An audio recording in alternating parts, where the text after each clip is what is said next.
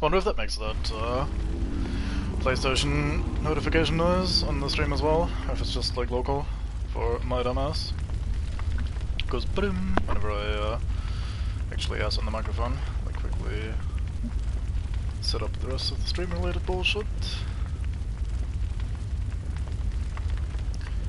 I even have a set of notes here for what I'm trying to do today. Just so I don't forget anything too important. Right, so I did a teensy tiny bit of camera in terms of checking out blood gems and checking out what runes we have and well, just simply planning on what to do next, because we have a lot of loose ends to wrap up. We have a lot of quest lines left unfinished, yes, that's exactly how you say that. And while this looks like it's burning and on fire and we're in great hurry to finish the game, it's not actually true. We have all the time in the world. We can keep using the hunter stream as normal. So let's quickly go check the shop. I think I want to buy some fire paper for later on. Having some buffs would be very pleasant.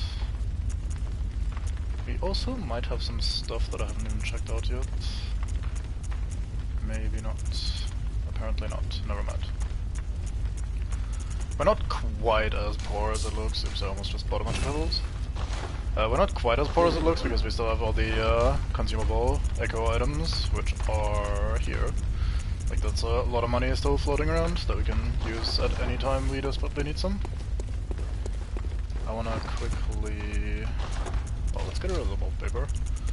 I would like to have available fire paper. What else do we want? Maybe we should do some fashion. I kinda wanna buy the other... actually, let's go quickly buy the inside items. I haven't done any of those in a while. Let's buy all of this shit. Be as fancy as can be. Anything in here? Oh yeah, we could use this to buy fire paper as well. We might do that later. Could buy a blood rock for a grand total of 60 fucking inside, which is a hell of a lot. I think we'll start by buying a little bit of fire paper. I'm planning to use actual buffs against some of the enemies that are coming up, especially the bosses, so I'm buying these to force myself to actually use them. As you may have noticed in this playthrough, I'm pretty bad at using all the good stuff, all the buffs and stuff. I have the old elixir syndrome of like ending the game with all the powerful items still available.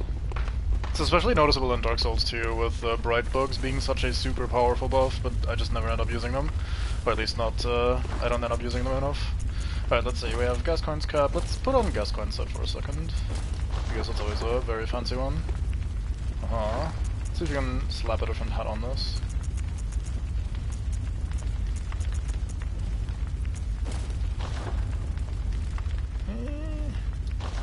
Not sure about the brown, it very slightly clashes with the otherwise fairly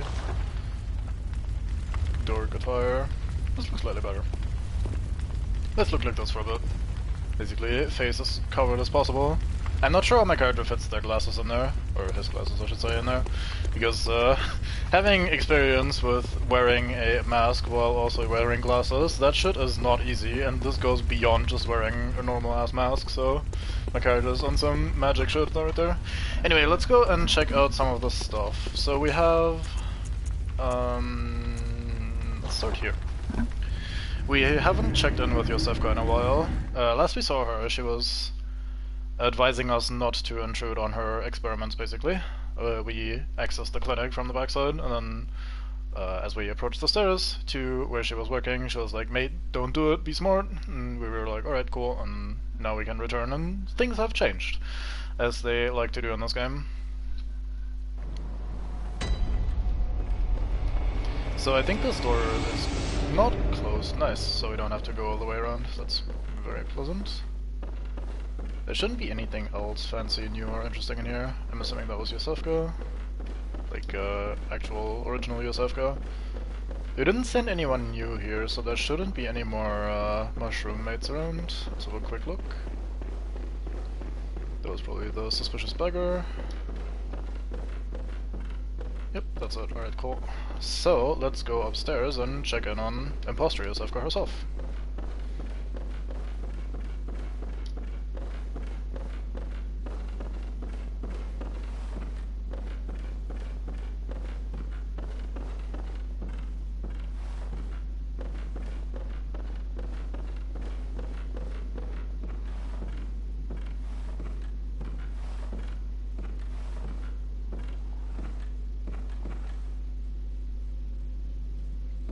You don't look like you're doing too well there.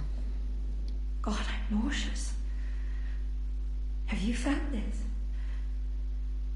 It's progressing. I can see things. I knew it. I'm different. I'm no beast. Oh, God, it feels awful. But it proves that I'm chosen. Don't you see how they writhe inside my head? It's rather rapturous.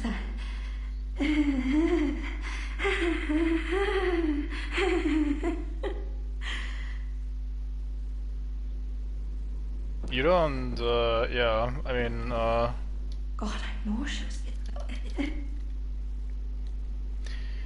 So, you have been fucked up by the blood moon. Let's, fix that. And we get a third umbilical cord. Let's have a look at this. This is the third one that we found. Which one is... I think this is the new one. Provost Willem sought the court in order to elevate his being and thoughts to those of a great one by lining his brain with eyes, the only choice he knew if man were to ever match their greatness. So, the idea, once again, being insert eyeballs into brain. She was talking about things writhing in her head, so she apparently was blessed with, eyes on the inside, I guess. Presence of a third umbilical cord implying, though, that maybe she got pregnant from the Great Ones? Possibly? Given that they are, all about their surrogate children and shit, so... maybe that's what happened to her and that's why she was doing... well, the way she was doing there in the end. I guess in a way that is success for her, given that she was experimenting with, like, turning people into great ones and creating these weird mushroom mates.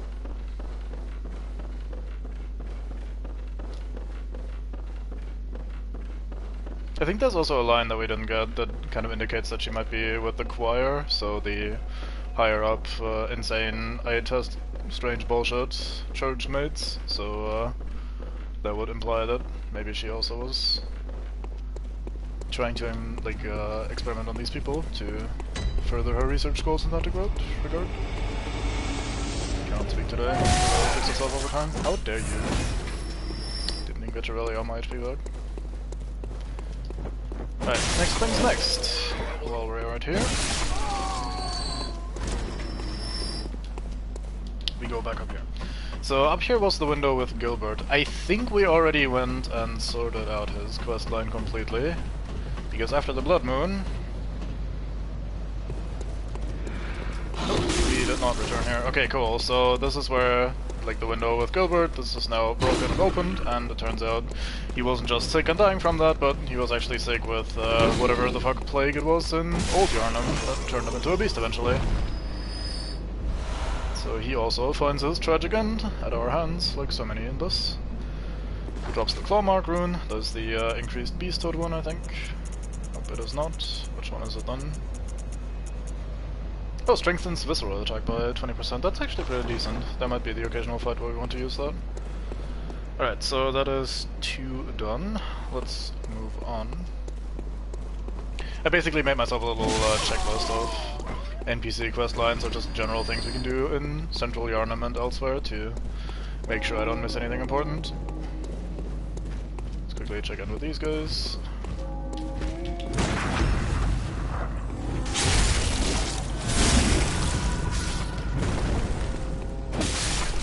Goddamn, we do a lot of damage compared to these very early game enemies. Which, you know, is fair enough. These are, like, very first time, or very first area enemies, and we're a little bit beyond that at this point. So next up, I want to run over to where the young girl lived that gave us the reports to find her parents, who then eventually died in the aqueduct, sadly. Because if we're lucky, we might still be able to do something there. Otherwise, maybe we just missed a chance, but it's not too bad anyway. Just wanna double check, just make sure we got all the things we can do. I think this is where we go.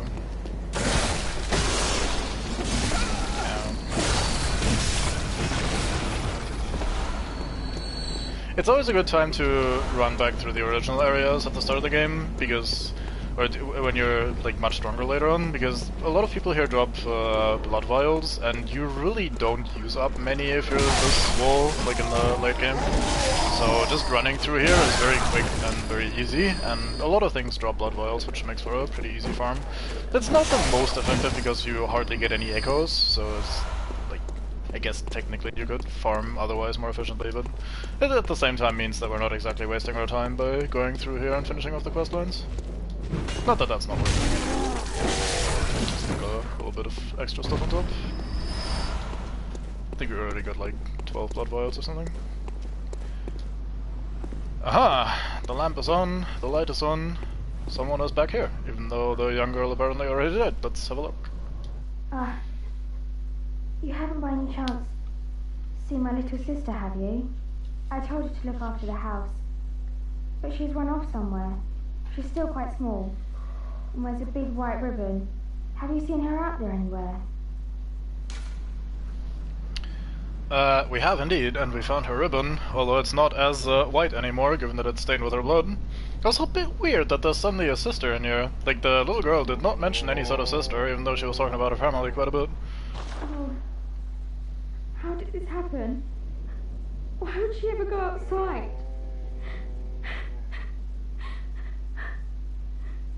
At least I'll have something to remember her by.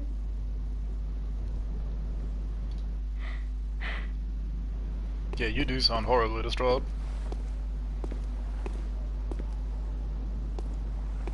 What a perfect ribbon. And now it's mine. I can't wait to try it on.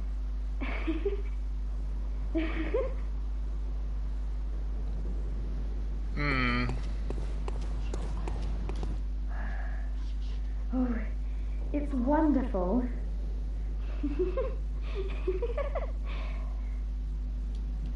Let's see if we can progress this by just relogging, rather than warping back and running all the way back here. It'd make things a little bit more quick, but even if it doesn't work out, it's not a big deal. It's not too far from the nearest lab anyway. So I'm not entirely sure if the implication here is that it is an imposter, or if it is actually her big sister and she's just kind of going insane from the blood moon thing. Both would fit reasonably well in my opinion. She sounds more surprised at the ribbon and like how perfect and beautiful it is, so like I don't think like a big sister would act that sort of way, maybe? I don't know. It's a bit suspicious either way. We can always just blame random madness. Oh, that did progress the quest line, so now the window is dark again, so apparently they left. And if we now go down here,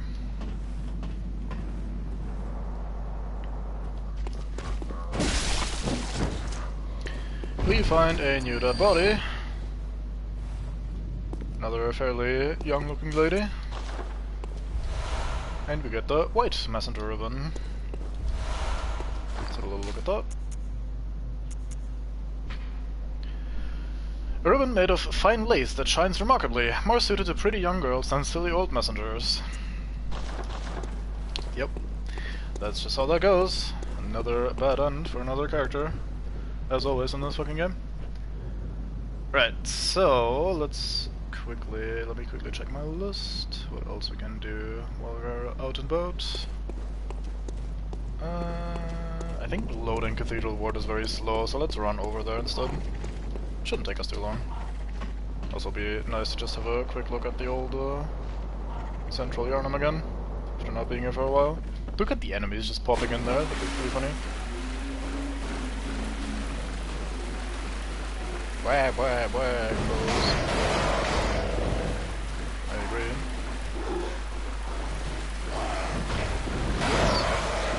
to Mr. Pig. Right, Mr. Pig.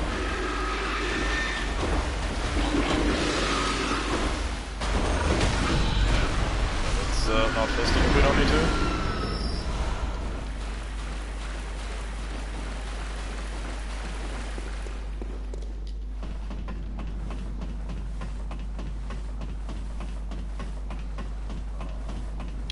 So next on our list is Ariana, the Lady of the Night. Last we met her in the Cathedral Ward, she was not doing particularly well. She was just like moaning and complaining about being like in pain or shit being weird after we triggered the Blood Moon. So that sounds a little bit like what we just had happen with Yosefka as well, which is not a good sign given that what we just went through. So we'll go have a chat with her.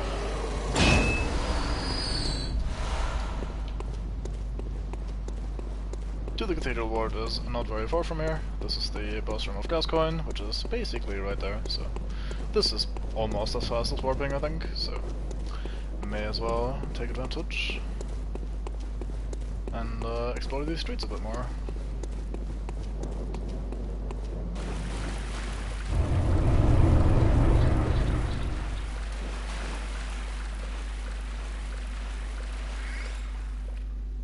Oh.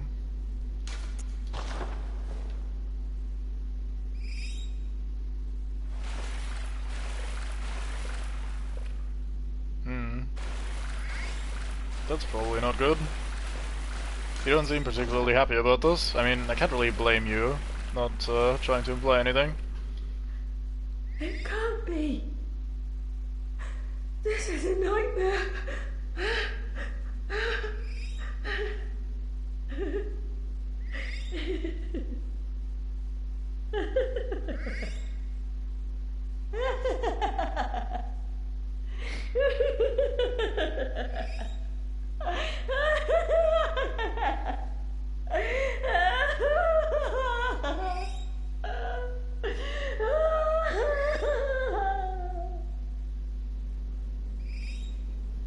Very good old voice performance there. Yeah, this is pretty fucked up.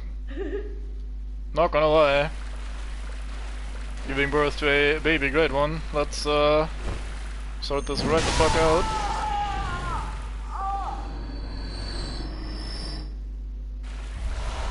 We get another third umbilical cord, and we get, most importantly, Ariana's shoes.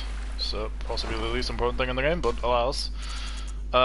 The shoes, if I remember correctly, do actually give a little bit of a hint at her heritage, if I remember correctly. Let's have a look at this. Goddamn, we have a lot of items.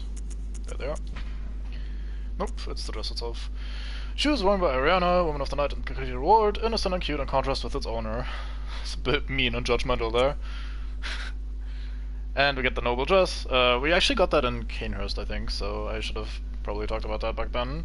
Worn by the nobles of the old bloodline that traces back to the forsaken castle Canehurst. And that is the same dress that she was wearing until very recently. So, indicating that she is linked to Canehurst, and maybe is originally from there. Let's have a quick look at the last, I think, of the umbilical cords. Which one would this be? Here we go. Every great one loses its child and then yearns for a surrogate, and Odin, the formless great one, is no different. To think it was corrupted blood that began this eldritch liaison. So she has apparently gotten, or she got impregnated by formless Odin in Odin Chapel, fittingly enough. We got the formless Odin rune as well upstairs in the chapel, so that is not terribly surprising, but still pretty fucked up that she's just hanging out in this chapel with the invisible eldritch beings around, and then blood moon occurs and suddenly you're pregnant with some eldritch offspring. Little bit fucked up, as things tend to be in this game. Hello. Oh, kind hat. Another one you sent made it here safe and sound. This place is about, right, God. We've been through that, I think. Nothing new here. How are you doing these days? Oh yeah, you're still giggling insanely. Very fine. You probably have nothing of value to tell me. Ah, but I see through you. I did not learn from... Yep, we have heard this before. Now you, my dear, get to give us more sedatives. How about that?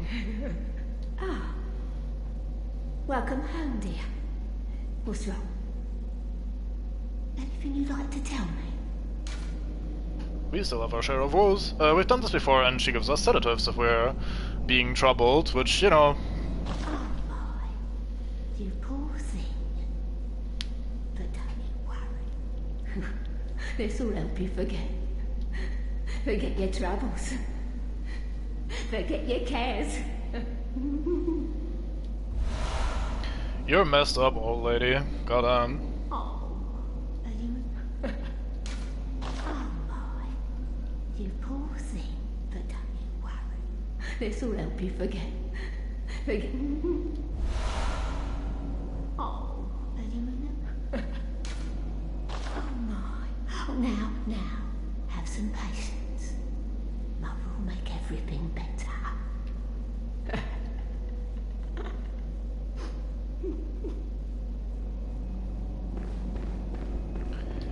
So I think if we now reload the area, oops, that's not what I'm trying to do. This should be faster than loading the Hunter's Dream and then loading Cathedral Ward again, if I understand this game correctly. So if relogging works, I think it's preferable to doing the double teleport bullshit. So the lantern system rather than bonfires.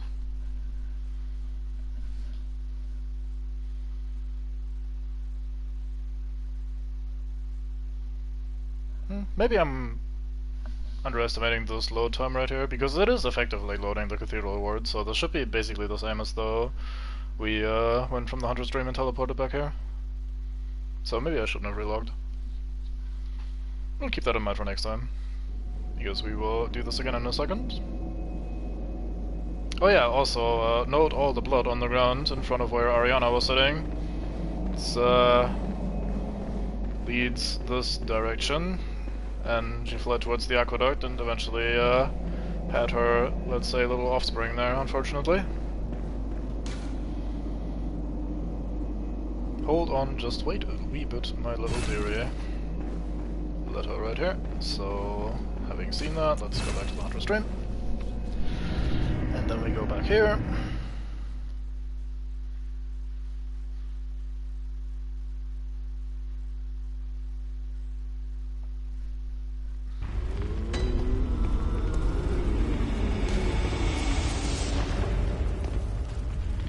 So we're kind of, by doing this, pushing her towards a bad end.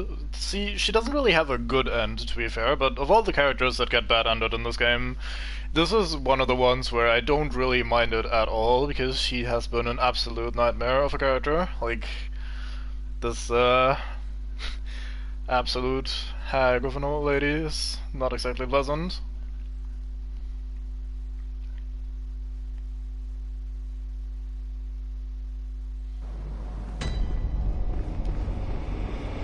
Oh fuck. I thought she was gonna return from doing that once. So I'll chat with you. There ain't no more Savant Yarnum's done. Well, maybe that happens later. Maybe we just need to do something else for a second. Or are you hanging out back here somewhere? Because I thought she was supposed to return somewhat quickly. Oh well, I guess I'm wrong. Back to the old progress then. So we're gonna go this way this time. Hello, Mr. DLC Amygdala. Or Amygdala.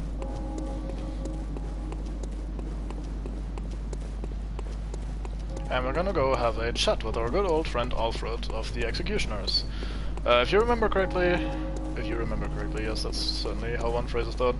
If you remember, then you might remember that. I don't know. I'm saying phrases and words that don't even make sense to me. Don't mind. But yeah, he is on a quest to kill all the Vile Bloods as retaliation for his Master Logarius. Now we have found Master Logarius in his fairly pitiful state, where he sacrificed himself to hide the Queen of the Vile Bloods away. So we are in the know, and we found an unopened summons for Canehurst Castle. So if we were to go to where he is hanging out, which I think is this way, then we can give him the unopened summons, which allows him to go to Canehurst Castle himself. Oh, good to see you safe. Now, let's think up something to discuss. Just tell me what piques your interest. So, I hear you're about the Virebloods. Here, have these unopened summons. Aha! Is that the sigil of Canehurst? I've heard tell of Canehurst nobles and their amusingly pompous invitations. Wonderful. I thank you profusely. I will depart immediately, but first, a token of my gratitude. We get the Wheel Hunter badge. And the church bow. Ah, I feel my master's hand at work. Praise the good blood. And let us cleanse these tarnished streets. I agree. You go ahead and do your cleansing. I'll quickly warp to the nearest bonfire. And then quick travel from there, because that is actually much, much faster than going all the way to Canehurst from here. So, we'll just go see and try to experience what he's up to in Castle Canehurst, now that he has a way of accessing it.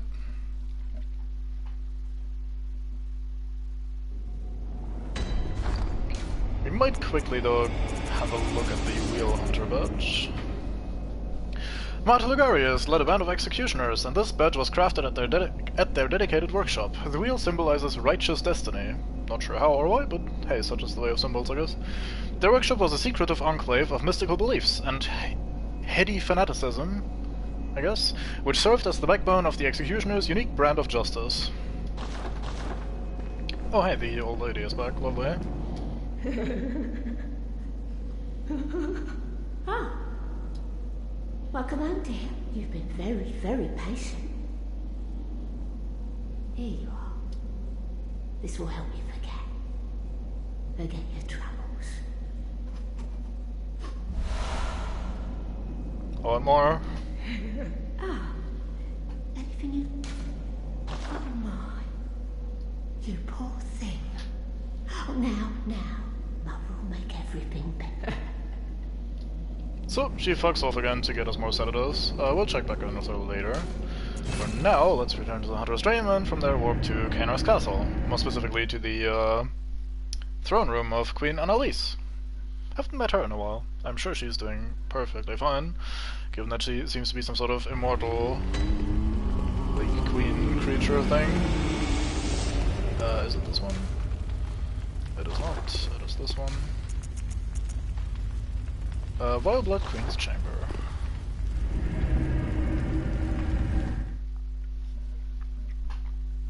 I'm hydrating, and so should you. Even though nobody appears to be here yet, I'm doing my civic duty of reminding you to drink. I've done it.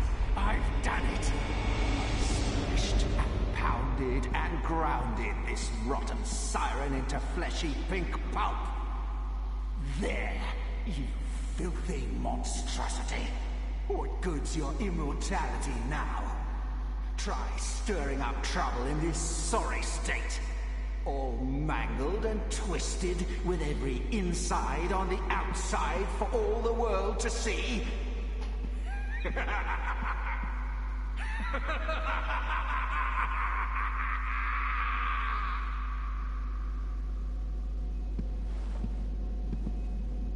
Oh yeah, wheel badge. Certainly some brand of justice. Oh, you, is it? Look at this. Thanks to you, I've done it. Well, isn't it wonderful? Now Master can be canonized as a true martyr. I've done it. I have.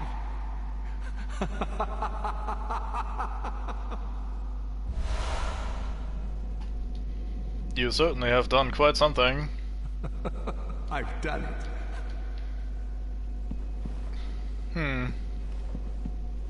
Queen appears to be not doing too well anymore.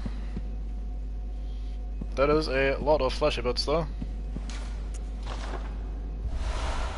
Find the queenly flesh. Fantastic. This is exactly what you want to scoop into your pockets if you ever see something like that. It writhes eerily. Well, he did say she was immortal. Let's have a look at the queenly flesh then. Does this go here or in the other? Nope, there it is. What remains of Annalise, Blood Queen of Canehurst. This pinkish lump of flesh remains warm, as if cursed. All hail the undying Queen of Blood. Goddamn. Time to leave. Pretend we haven't seen anything.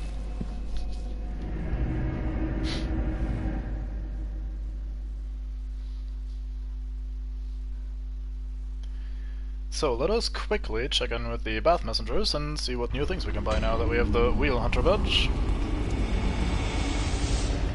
Very full bath at this point. I like this guy on the far left just hanging out there.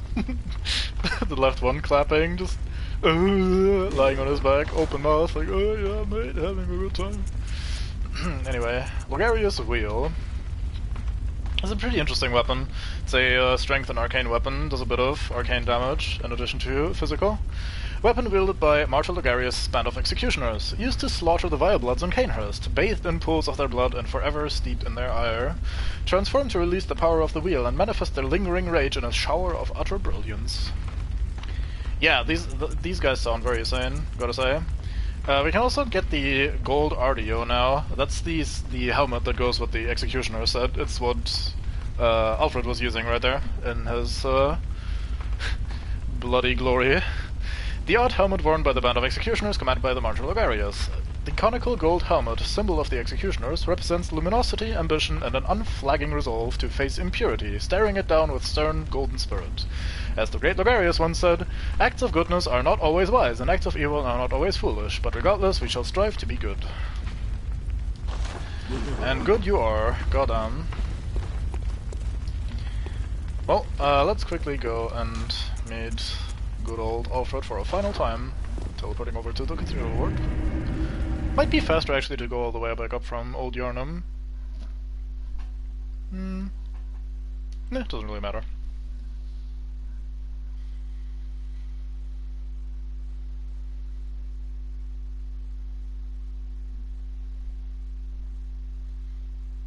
One more awkward loading screen.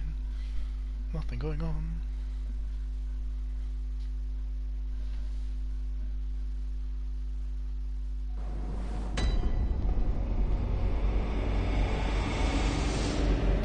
Oh, old lady's off again. Wait just a wee bit longer, my little sweet pea. That is certainly the message I want to hear from that crazy old lady. Oh, kind hunter. The old girl you sent over. She's dead. Killed. Stone dead. Why? Oh no. Must have been a beast, right? Or do you think someone out there could have... I just don't... Oh... Well... I do know. It's my fault. Oh my...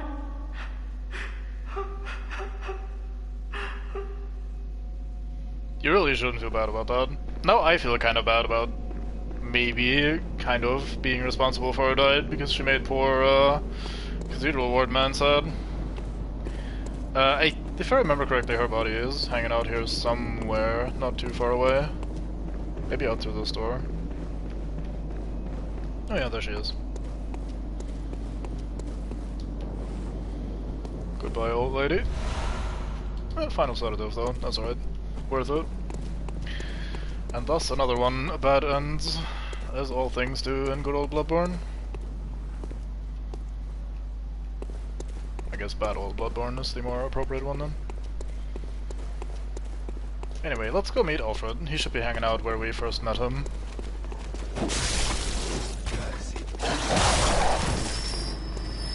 Cursed beast. Mate, I think I'm the least beast man around. I have so much insight. How could I possibly be beastly? You dropped something. Why not? Consumables and stuff are very expensive in this game. This has always kind of bothered me. Like buying, for example, the fire paper that we just bought is, I think, like 8,000 echoes a pop, which is crazy high in my opinion for, well, a literal consumable. Can't really mess around too many with those, or with too many of those. I guess the implication is that you're supposed to be farming every now and then, both for blood vault as well as for money, but that always kind of rubs me the wrong way. Oh no.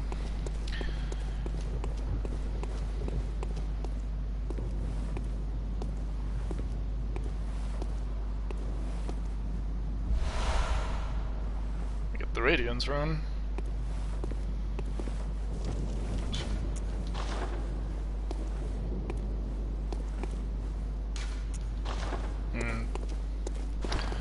Let's have a look at the Radiance rune then.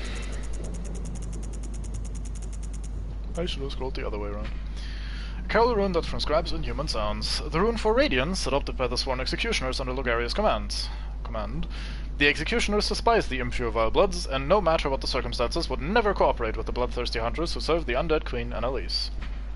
So it's basically another Covenant item, as we can see right here. Vial HP recovery up. I think that increases the amount you get from using blood vials by a teensy amount, as long as you're using this Oath rune. All of the Oath rune, like I said earlier, or in another set I should say, basically have minuscule effects and you shouldn't really consider them too much.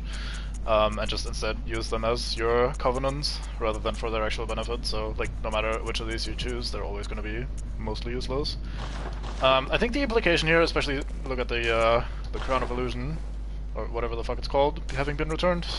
I think the man took his own life after having successfully accomplished his task, and maybe set out to become a martyr himself, just like his beloved Logarius. So, I guess while he did end up died, it's maybe technically a good end rather than a bad end, since he kind of chose this and he wanted this.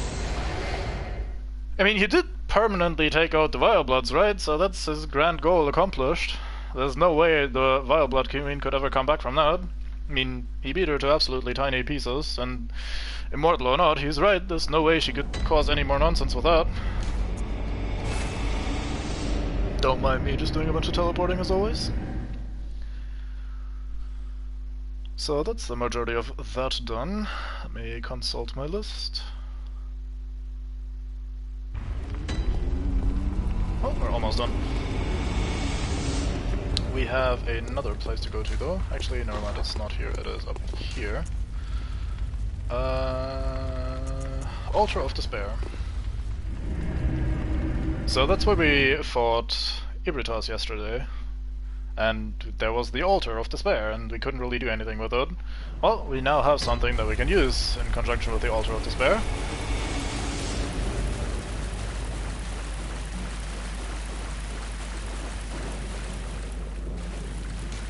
We offer the flesh, the queenly flesh of the immortal Vile Blood Queen. Time flows in reverse for this scrap of flesh, and it's gone. And that was it. Back to another loading screen as we go back to the Hunter's Dream.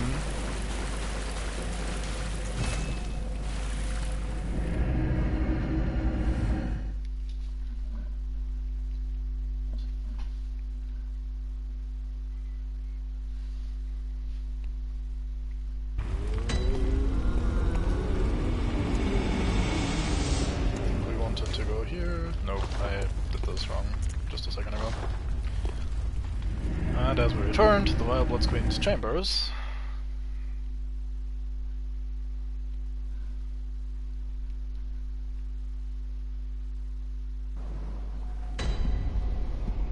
there she is, safe and sound. Still a bunch of blood around, but all the fleshy bits have gone, and she seems to be doing well. Closest of kin, bearer of our blood, I welcome thee. What is thy wish? No comment on the fact that you were dead like a second ago. Oh well. We await thy return for the honor of Canehurst.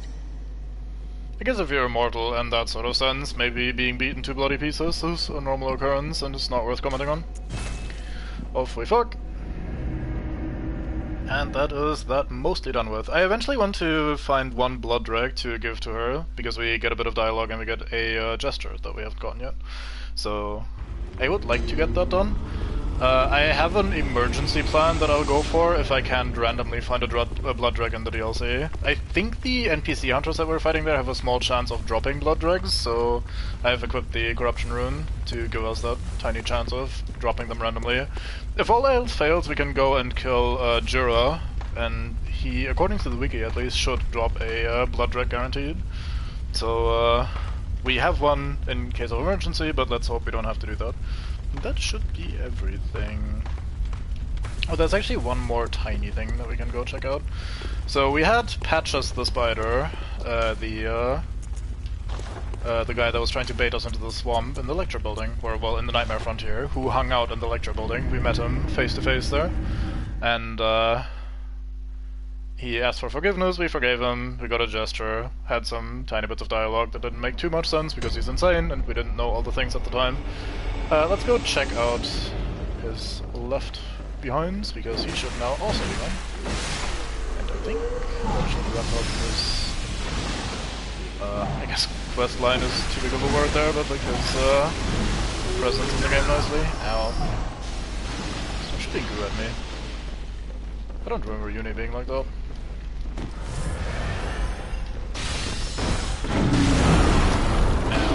Thought I could sneak by, but I did the old sprint into the wall again, which actually doesn't work because this game hates you. Alright, you're actually pretty strong. Kind of starting to treat him a little bit like the George Giants we were fighting in the Cathedral Ward, who are much lower level. So maybe I should put some respect on this man. Oh, he's dead either way, so doesn't matter too much. So I think by doing this we get some... Oh, you're actually still here. Thought you would have fucked off by now. Well met. This is a most pleasing encounter. You see, I must depart ere long. My god is lost to me, so I must away to find another. If the fates are kind, our paths may cross again. Sooner still, if you were to take the leap.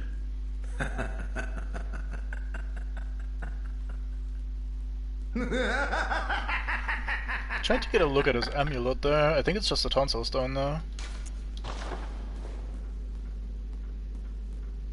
That's not the tonsil stone. Do we have something that looks like that? I don't think so. Yeah, this is the tonsil stone, it's definitely not. Could be the... no, it's definitely not the eye pendant. Yeah, I don't think we've seen that before, huh? I think not of poor Amygdala. Upon that piteous bastard you bestowed salvation. All's well that ends well.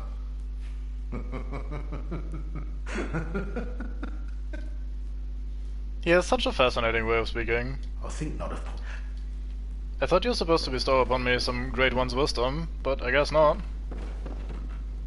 Maybe I reload the area. Let's do that once. And if not, then that's all good and done.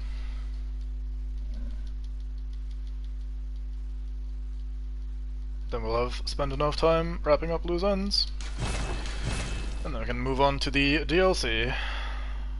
We dipped our toes into the DLC briefly to grab the saw cutter. Or not the saw cutter, come on brain.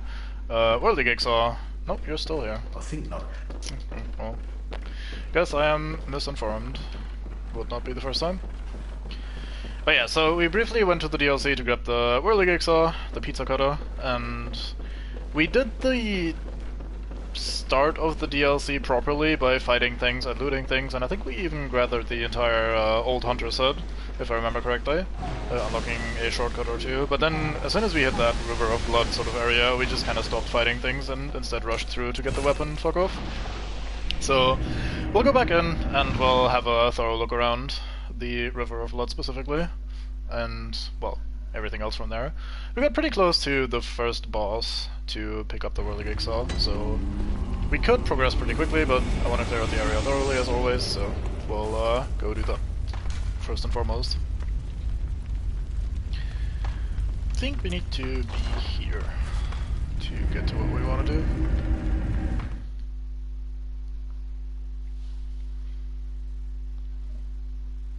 Oh yeah, let's see if the NPC is still hanging out in the shortcut. There's two dialogue options with him, and if you pick the quote-unquote wrong one, you don't progress the quest line. You can't fuck up the quest line, like even if you finish the entire DLC, he doesn't disappear or anything, but we need to pick the correct one if we want him to move on to the next spot. Yep, there he still is. Beware. Secrets are secrets for a reason, and some do not wish to be discovered.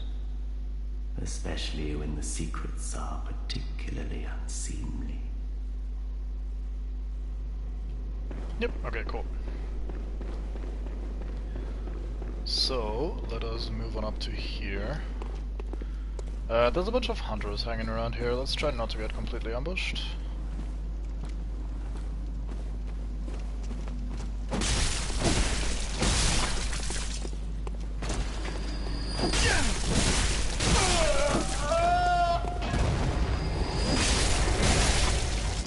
now do a very much appropriate amount of damage to these people, so exploring the DLC will be significantly easier. So, oops. Oh, down there, I think. Yeah, down on the stairs.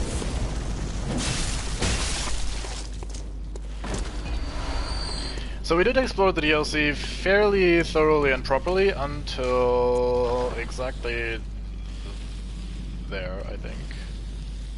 Can't actually see the entrance of the building very well, but this little area there had some enemies, and then we went into this building, and from there I decided to just rush through that rather than exploring thoroughly.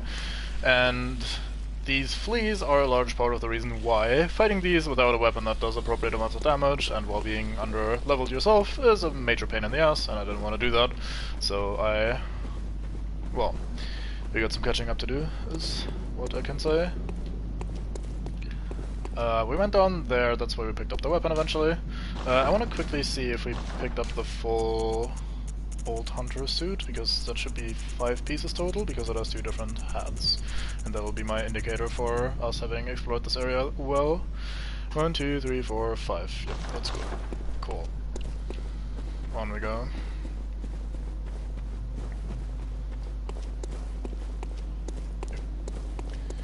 So, before we go into the river,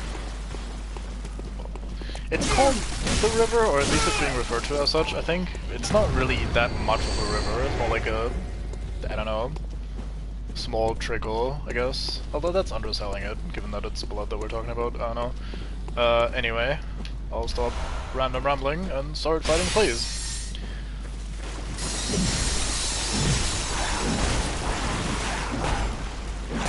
That went further than I thought.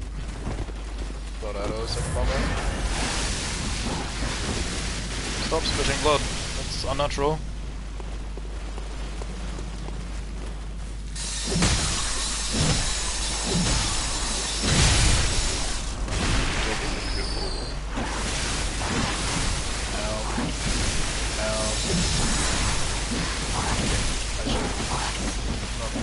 Quite as cheeky as I am. So thankfully the whirligig saw seems to stagger these on every single hit rather than just in the weak spot. Their big bloated sack here is the weak spot.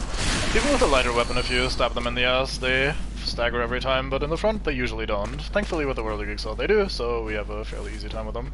Or comparatively easy anyway. Can we not get back over? We can. Okay, cool. I want to be in there. In this building. Local man misses. Other local man also misses. I guess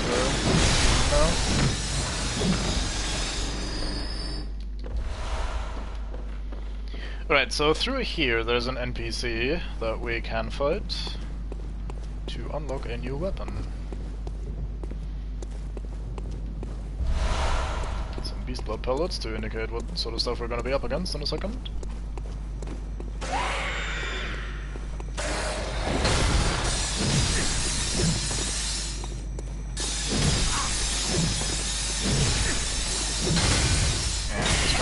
There, we're running out of stamina. I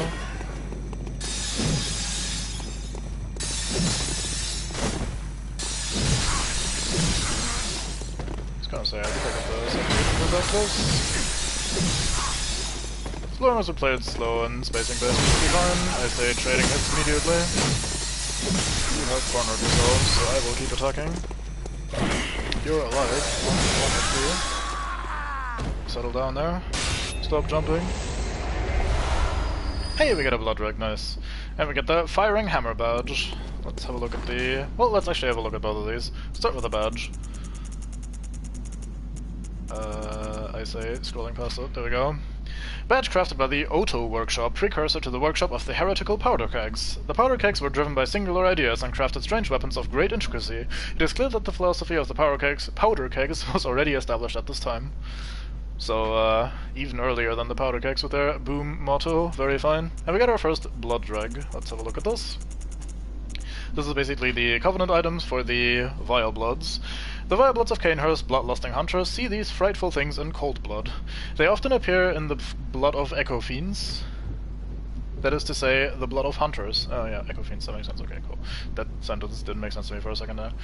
Queen Annalise partakes in these blood drag offerings so that she may one day bear the child of blood, the next vile blood heir.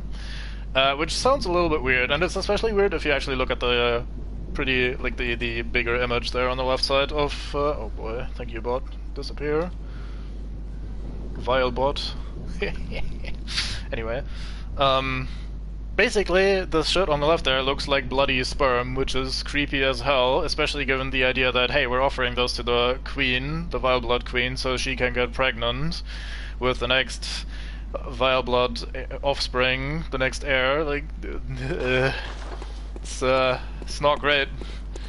Not sure we should be supporting this, but hey, I guess we get to rank up at least once this way. At least we get to offer one. Not sure that's entirely a rank up immediately, but you know. Anyway. Back down we go. So, let's start clearing out this river. I should be fairly easily able to do that now, I think. As long as we pull these somewhat individually, we should be fine. I say not being able to aggro any of them. Oh. Yeah, with every swing being a stagger, these are fairly easy to deal with.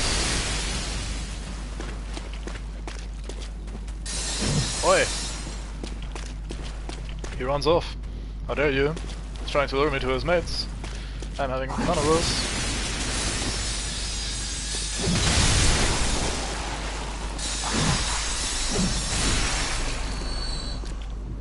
They do look weird as hell, and pretty creepy too. Thankfully these guys don't bother me as much. My nightmare has already passed. Like, I have tanked the spider bullshit. I am now free of madness, basically. Funnily enough, I did actually have a spider-related dream making me wake up tonight. So maybe the game did affect me a little bit more than I was hoping for. Ow. Ow, please cease murder, thank you. That was quite a series of attacks there, friend.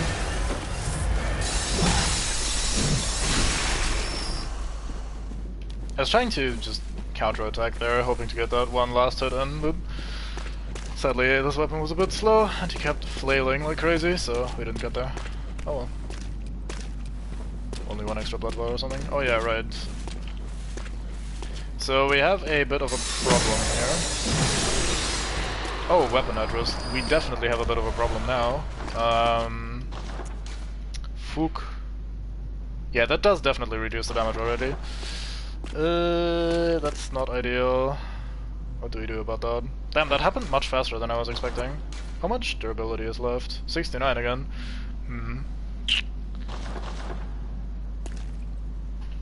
Let's see if this does enough damage to be viable, otherwise we'll just fuck off and repair and then come back.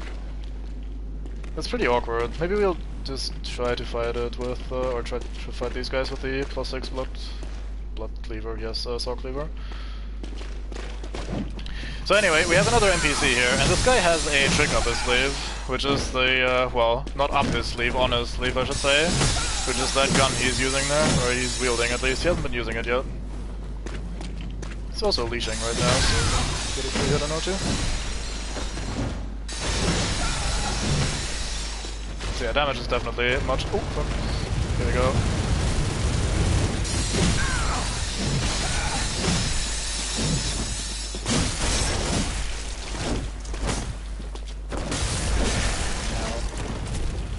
He shot exactly one bullet there. That looked pretty funny. I think we're missing out on roughly 40 or so % of our damage, so it's not ideal. Especially for an NPC fight, because they're sturdy as hell as always.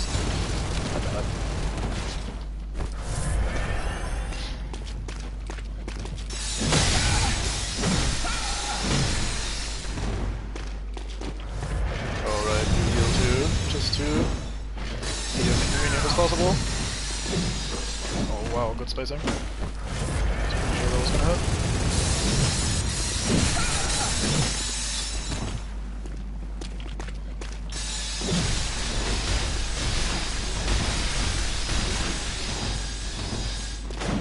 That should not be an effective strategy in PvP, I don't think, so the fact that he got hit by that quite a bit was quite funny. Hey, I should probably do something else with him. God damn it. Stop, please. I can't see shit. Look. Almost died. Stop shooting me! Please, it hurts.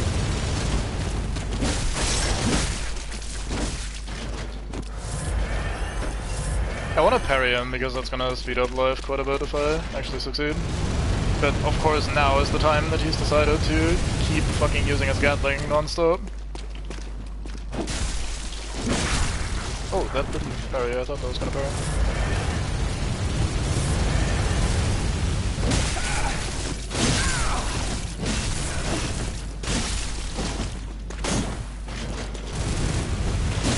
Oh, that was a charge attack.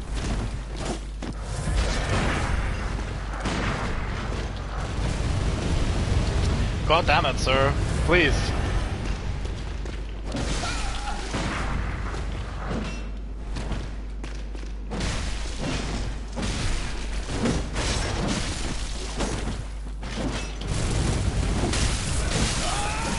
Okay, that was much more awkward than it needed to be. I blame the weapon being broken. Anyway, we get another blood drag apparently. Goddamn, I need to unequip this corruption rune. I want vermin instead.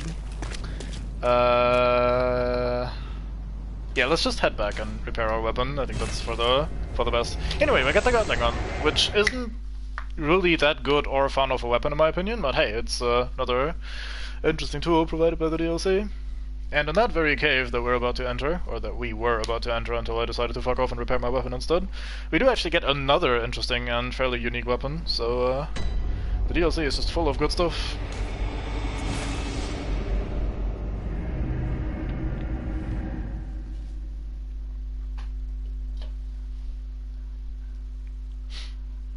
I wish you could...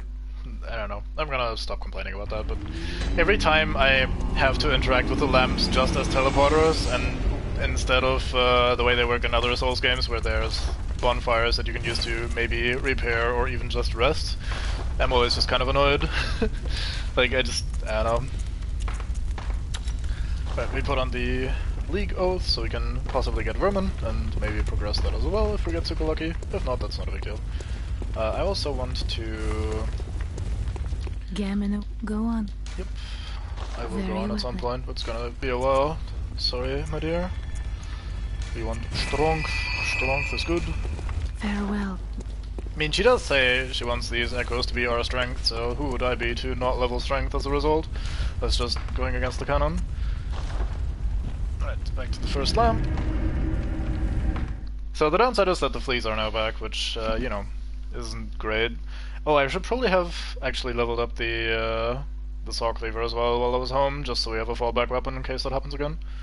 Because it might happen again. One of the blood gems I equipped is really strong. It gave like 20 or so attack, but it also reduces the weapon durability a bit, which is why that's gonna happen a little bit more frequently.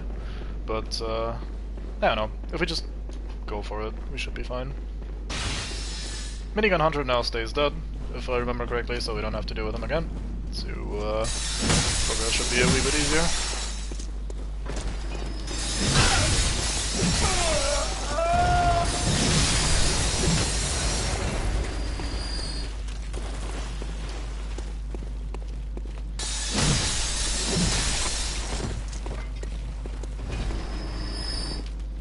You gonna come up here, or what's your plan? You're just gonna pass around.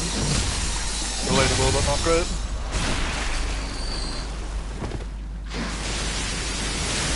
Boy, jeez. Keep your disgusting blood off me.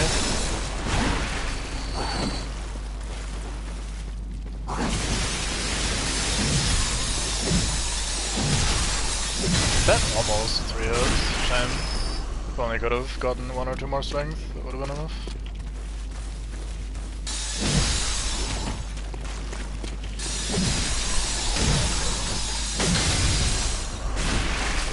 I was trying to get behind him for that little bit of extra weak spot damage, and then maybe do a heavy attack to save on 1 swing, but yeah. That didn't even work out. Terrible. Ow! Stop slapping me.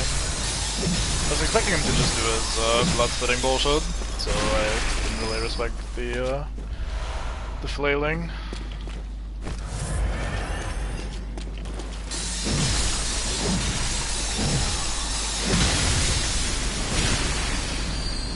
And just spraying everywhere, it's almost like me playing shooters.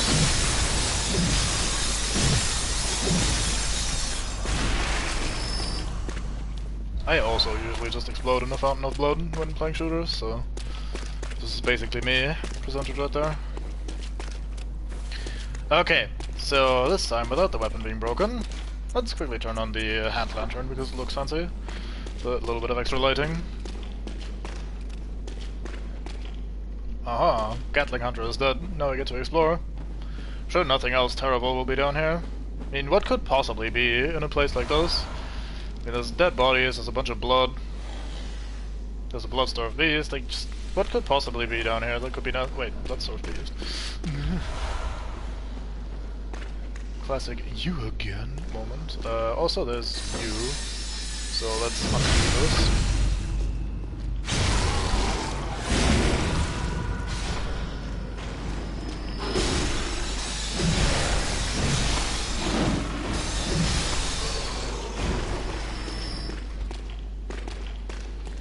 Come on. It's just dancing on the terrain until I get in jump attack range. Cheeky fuck. How dare you? Only I may employ strategy. You must run at me mindlessly so I can mow you down, like a good mook. So yeah, Blood-starved beast. Why not? Just hanging out here. Let's apply some fire and try not to die.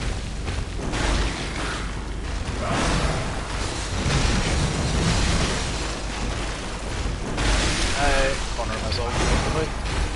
Just stuck on a dead body. Happens. Can't log on. Feels dark.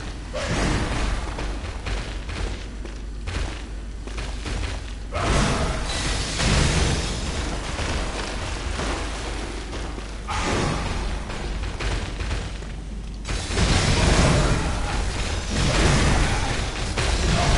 think we're small enough to just do those. Go nuts. Yeah, fuck you. Down you go, sunshine.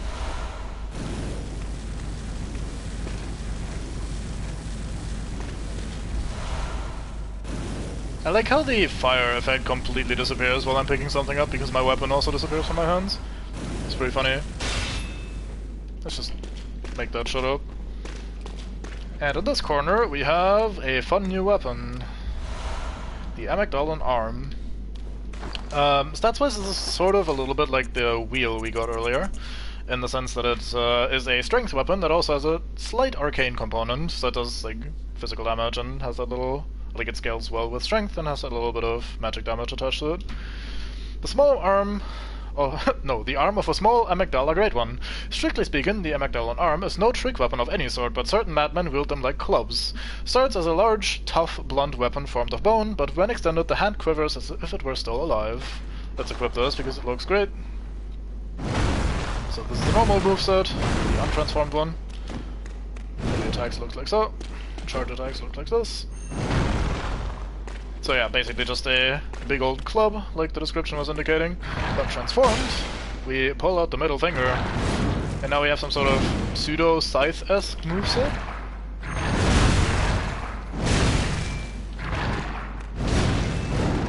Does these weird, like, finger flaily moves, which is quite interesting. Transform attack looks like so, and then the other way around looks like so. It's a very cool weapon. I think it's not fantastic for this game, for PvE especially, and probably not that great in PvP either, thinking about it a little bit. But, like, the reason is that it's fairly high committal. Like, the extra flailing bits just means you have to commit a little bit longer to every attack, but it is really cool. Like, the way the bone blade thingy just spins around after a swing, just as the description indicates, as though it had a life of its own, just, like, some extra flailing from some Grade 1's finger that you're using as a club. Fairly neat. I also realized that I showed it off in a tiny, dark cave where you probably didn't get to see it very well, but alas. I'll show off more weapons if you guys want me to, like if anyone wants to see any particular weapon, especially ones that we have already picked up and thus I don't need to buy. I can just pull out at any time and show off. Just to get an idea of the moveset and what they're like. How about you come out here? I think you should follow me, right? You have absolutely zero interest in following me. I was never so wrong in my life. Time to die. There you go.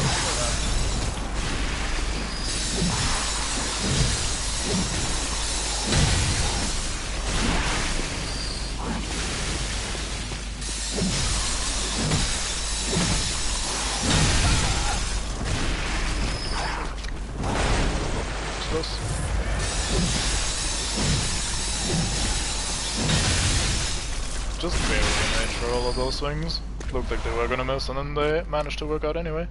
The Constable's Trousers. I think that's the set that the what's his face Walter uses. Was it Beast Eater or something? Some sort of Metal as Hawk sounding name or title, I should say. The League made. So we went through this tiny area before as we went to pick up the Worldy Jigsaw. Someone arrives online. I'm sure this message only blocks like 90% of the screen. It's very important that none of us get to see anything as soon as a player comes online from my friends list. Thank you, PlayStation. Let's do a little double take to make sure that we picked up all the important bits. I think we died to the Beast Hunter Scythe guy and didn't get to pick up that weapon yet, so we'll have to.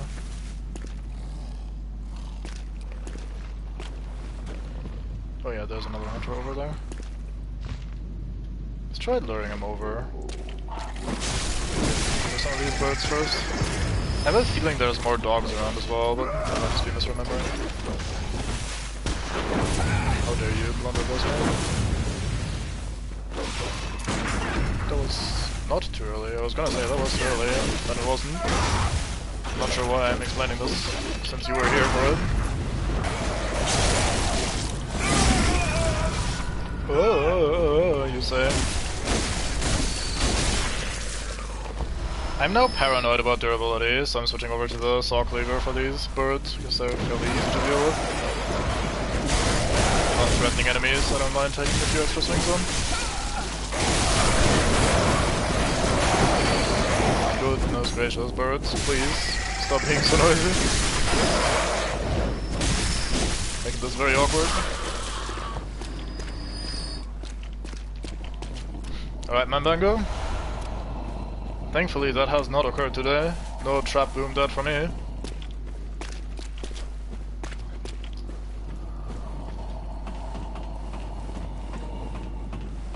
All these not quite dead bodies moaning around in this here river of blood.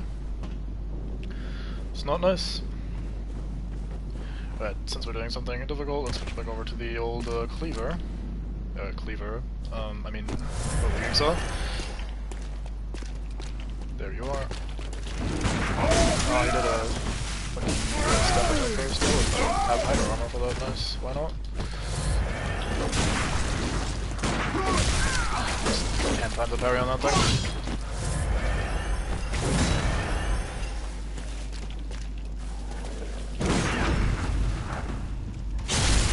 Screw you, mate.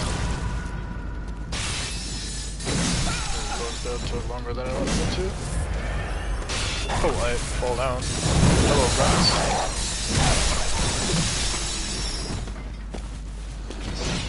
Well, I guess he's also down here now. Thought I saw him jump off. You're trying to bait me.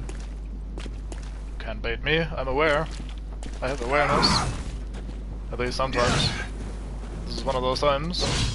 So you're powerless to ambush me. You're doing a really good job, though, of being as inconvenient as possible. There you go. Oops. Did you do that? That one I meant to.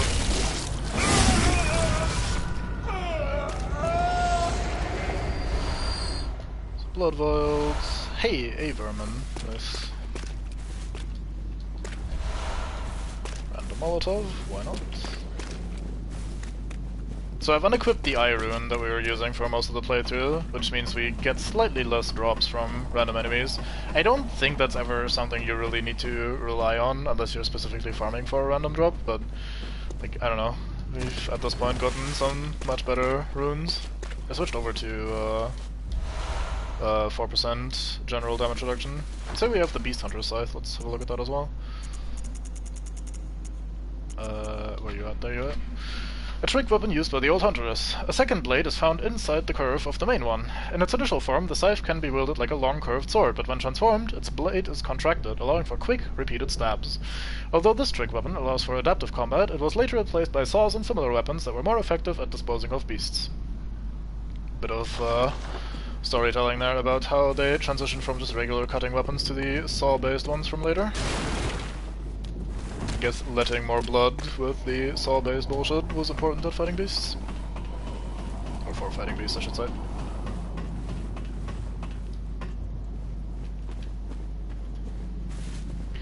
Alright, so last time... Let's enjoy this view for another second, while I have a drink. You guys should hydrate, by the way. So last time, I just ran through here because fighting these big men that we're about to see here is kind of a pain in the ass, especially since one of them is a big cannon-wielding one that does explosions that have lingering hitboxes and are quite a pain to deal with. Of that one specifically. But the worst part is that he has a mate, as always. They always have a mate. I think I want to be untransformed so I can maybe get a backstab. Oh, that was never gonna backstab.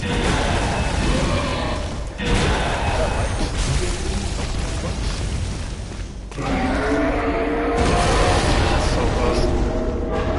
We might be in trouble here. Shouldn't have healed, I shouldn't have got the backstab. Okay, I guess we just ignore the backstab part and try to fight him quote-unquote normally. It's really hard with those lingering attacks. Camera was not being terribly helpful.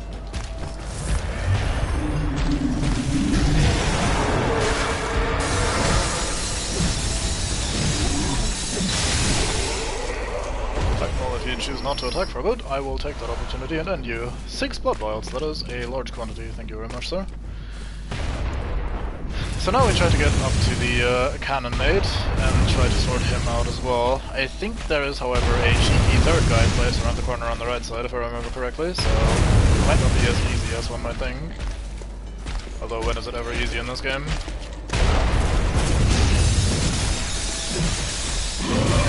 I rolled. I did not roll. We have combos with the fucking big gun, how dare you? Oof, he turned almost 180 degrees there.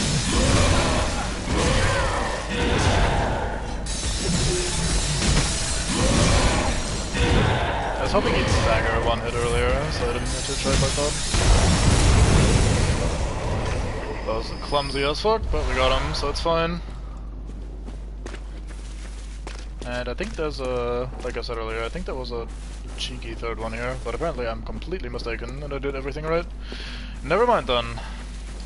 Oh yeah, so in here is the other bonfire that we had unlocked, or the lamp I should say.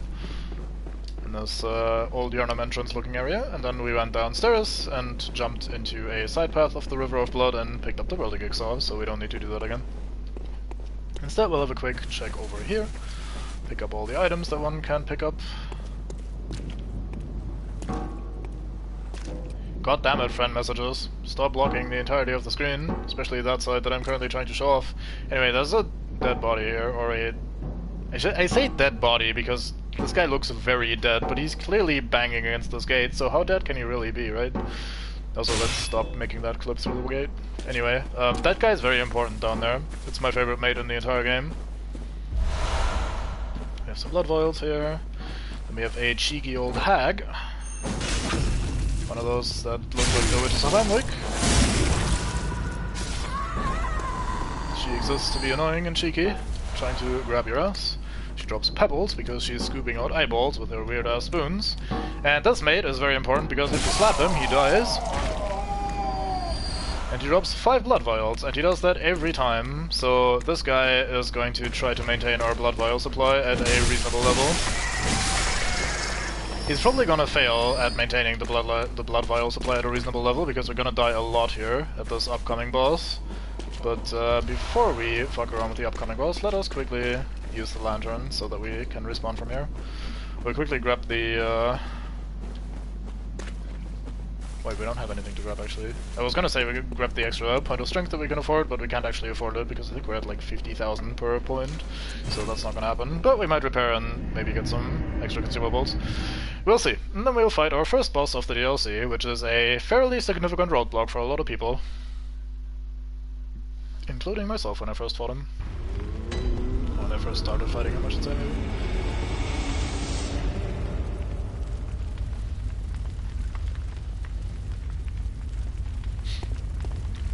Alright, repair weapon.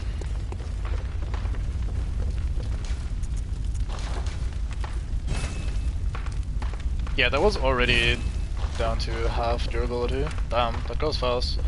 Maybe I should remove the good blood gem we have. Or actually, if I just commit to leveling a second weapon, that's probably not that big of a deal.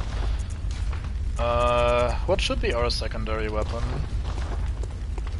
Ideally something that supplements the, well, maybe supplement is the wrong word, I'm not entirely sure, but one that kind of supports the Whirligig by being sort of like maybe faster or more rangy. We could do the boom hammer. It's probably not much faster or more rangy, but it has some inbuilt fire, which is great.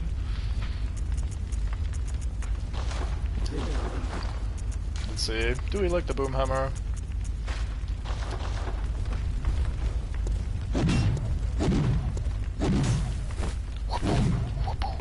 I like that swing sound, it's pretty good.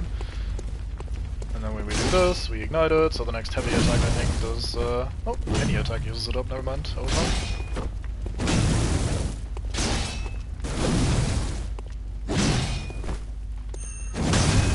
I think that's the big one, the most important one.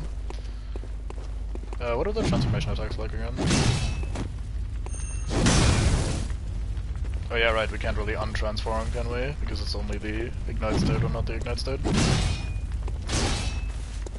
I guess we can ignite it more.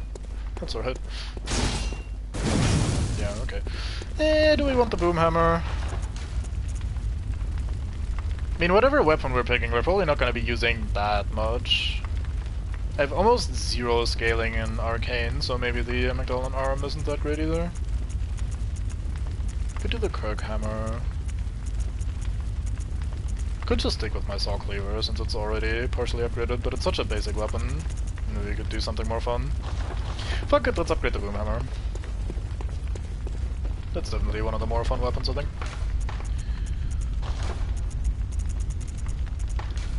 If all else fails, we could just farm more materials and go it again with another weapon of choice.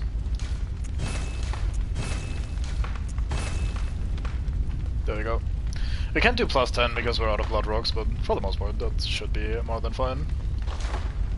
Let's try to find some fun gems to slot in there. Does this have non-blunt attacks? I don't think it does. Let's see, which one of these might not be blunt? That looks very blunt. That looks pretty blunt. Let's try the charged. That also looks pretty blunt. I'm assuming this entire moveset is blunt attacks, to be honest, so maybe we just take that one that increases blunt attack damage. That'd be quite nice. That is a good shout. Transform attack isn't the most important one though, so I think we should be fine still doing blunt mostly. Oh, I'm at the 3rd slot, that's why. I was wondering where the fuck the text was, or why the fuck the text was in that corner. So how I like to manage gems, which is my cheaty, easy, I don't want to think about it sort of way. So I equip a gem that looks like it has a number, like 10% looks like a decent number. So now I scroll, and if I scroll and suddenly the numbers on the left there turn, or well on the right technically, somewhere in the center of the screen, don't listen to me. When the numbers for attack damage turn blue, as in indicating that they go up, I'm like, oh yeah, cool, so that's the next one, and then I keep doing that until they turn blue again, and then I click it again, and then we continue until they turn blue. And if we don't find any that look better, like so. And then if we scroll through the entire rest of the gems and none of them turn blue, then I'll be like, alright, cool, so we have equipped what is possibly the best one. This one is interesting because it increases the attack by quite a bit, but it decreases the attack specifically against beasts. So in general, it will be a 10% damage up, and then against, or well, a 90% damage up, but against beasts specifically, it would only do 10%. So that's kind of an interesting one. Not sure we want that. Let's see if we can find better alternatives. This one is also weird because it does increase the physical attack, but then reduces the general attack, so that's kind of, like, I don't know, a bit silly. This is the same as the anti-beast one, except this one is anti-kin. I think we want this one with the blunt attack up, 22.8%. Stamina cost is probably not a big deal. We can handle that. Yeah, so for the next slot, what do we have for these crescent moon looking ones? Physical attack 12%, and then we scroll through until we find one that looks fancy. Like, that looks blue, I should say. Oh yeah, those are the other ones of those kind. Yeah, nothing terribly interesting here. I think the biggest one of those we had was 10, 12 actually. Oh, that is still more. So the Boomhammer has that fire component that scales with Arcane, and we're not really taking advantage of that at all, but I don't think it's that big of a deal from what I understand. Like the, actually how much is that? Although 2.3% rally potential is probably nothing, so not really worth thinking about. I guess these should be good enough. Let's not spend too much time thinking about it. So yeah, I think the fire effect from this scales with Arcane instead of just Strength, but I think it's better to just look at the fire compartment, or the fire part of the damage, as like a fun little extra thing on top, rather than like the big thing that you want to build around. So I don't think we particularly need to have, whatchamacallit, need to have high Arcane just to use the Boomhammer. So I think that is all we want to do, or all we can do. So now I go take a quick bathroom break while we load, and then we'll go die to the boss. Be a bit.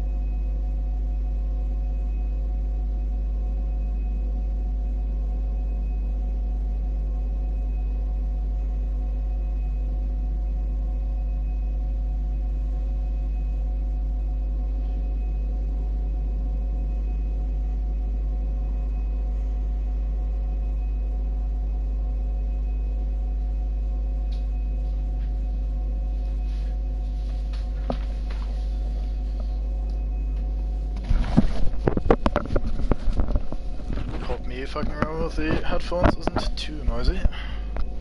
Don't really have any control over that, sadly. One second.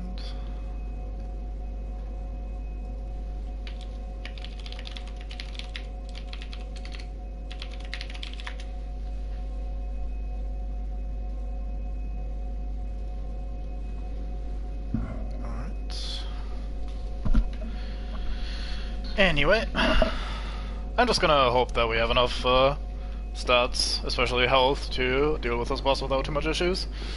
Too many issues. Thankfully, we can just run by here. Ignore you. Slap you. Grab blood vials.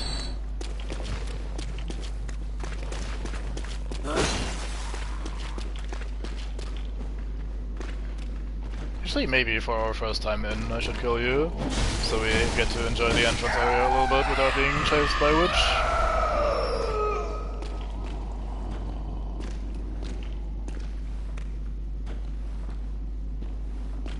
do the old RP walk into the boss room.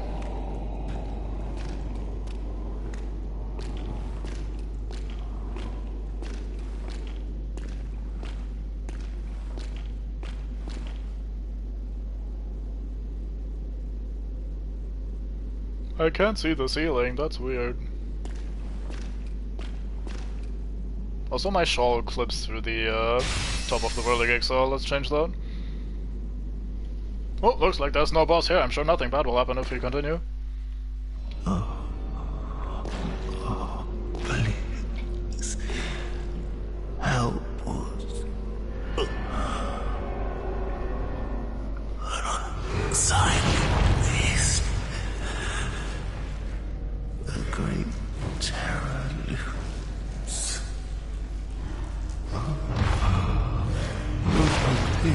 This is coming.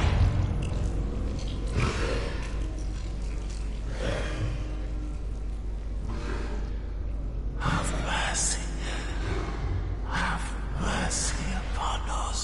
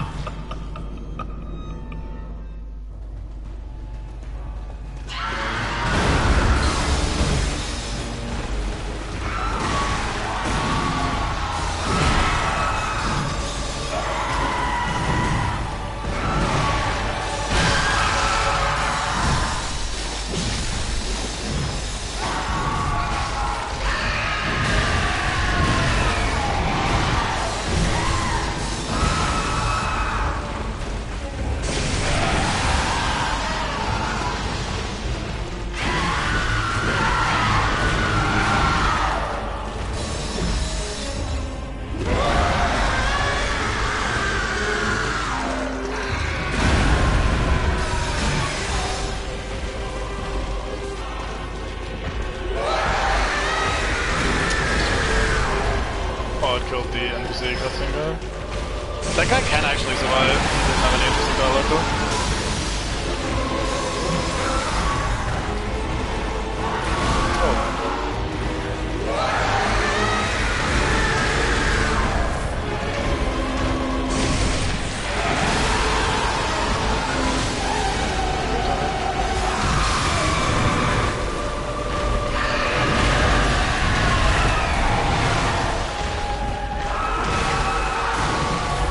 Trying to approach him wasn't really a bad idea. Staggered. That one was awful.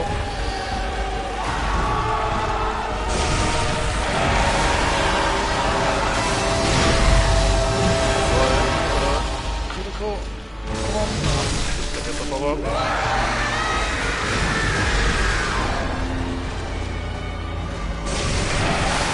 I kinda don't want to face transition him yet because phase 1 is so chill. Whatever.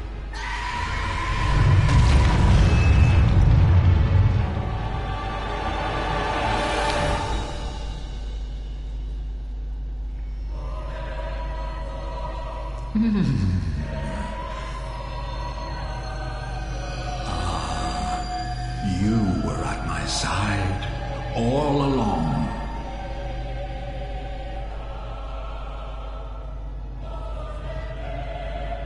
My true mentor.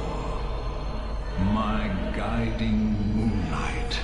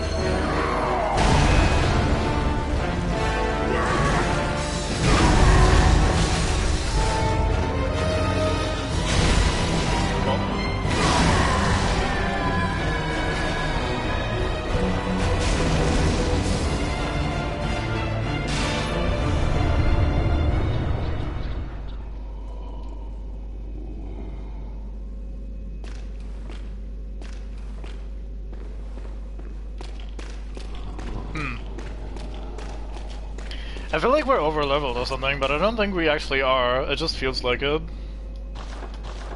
I remember dying a lot here when I first started fighting, or when I first tried to learn the fight. Yeah, I thought that as well, like I just said, but we're not actually that high of a level. Like, I think a lot of people end the game with like level 100 plus. And I think the, like, harder parts of the game in the Chalice dungeons, for example, are like level 125-ish, or at least laid out for that sort of level. And we haven't even, like, invested that heavily into, like, various stats. Like, I don't know.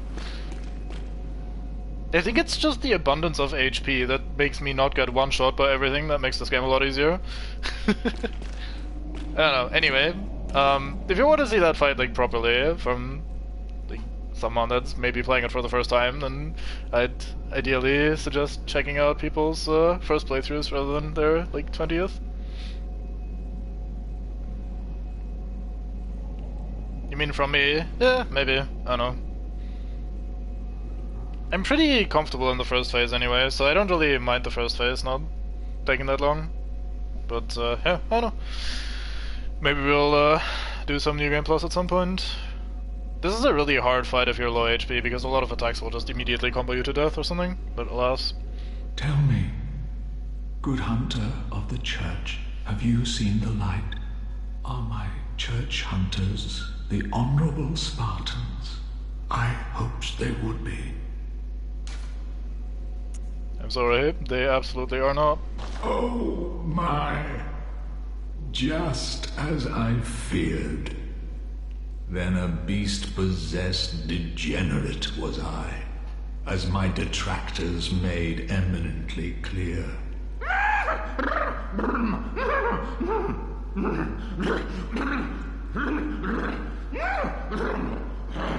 Does the nightmare never end?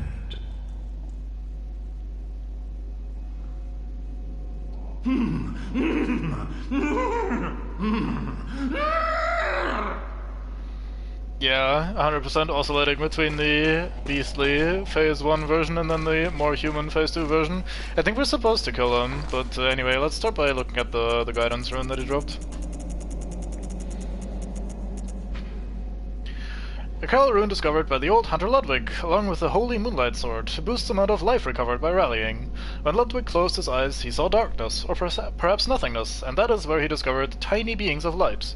Ludwig was certain that these playful dancing sprites offered guidance, and emptied Ludwig of his fears, at least in the midst of a hunt. Yeah, very much full DK mode. I think we're supposed to do those.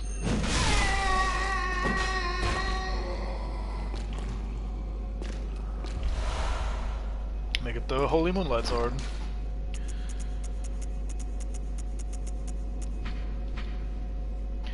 An arcane sword discovered long ago by Ludwig. When blue moonlight dances around the sword, and it channels the abyssal cosmos, its great blade will hurl a shadowy light wave. Like, all of the fucking contradictions in that sentence right there. The Holy Moonlight Sword is synonymous with Ludwig, the Holy Blade, but few have ever set eyes on the Great Blade, and whatever guidance it has to offer, it seems to be of a very private, elusive sort. Can we even equip that? Might not have enough arcane to do that. No, we don't. 14 will be needed. We do not have 14. Anyway, let's quickly pick up this very important item in the back here.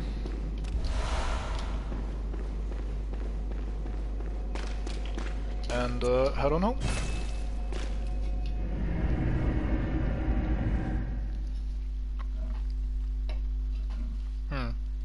So how easy that fight was makes me pretty optimistic for the for the final fight of the DLC, because that's usually one of my major hurdles.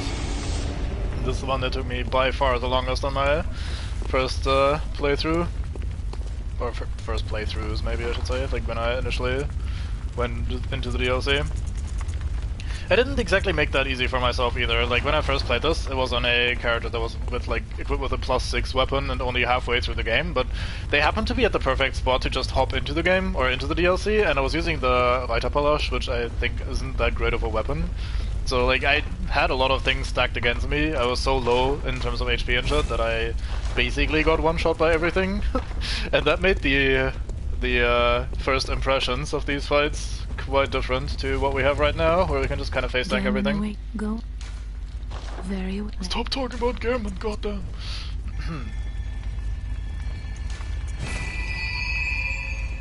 But yeah, I think leveling Vitality is just OP, as in all of the Souls games. I keep realizing that the more I play them and the more I just invest into Vitality. Like, when I was... not too long ago, I went through Scholar of the First Sin and did all the achievements and stuff, because I never had done that for Scholar, only for the base game. So, by investing into HP and shit, you can just tank so much that would otherwise be very quickly fatal, that it makes the game much, much more playable and approachable, I think.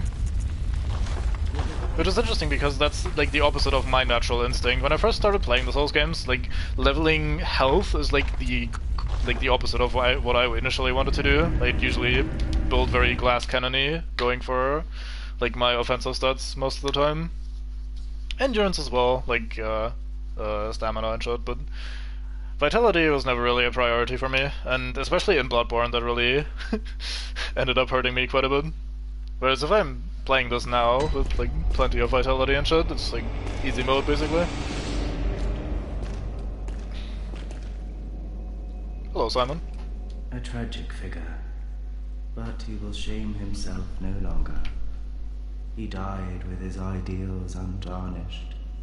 He was a true hero, and earned that much at least.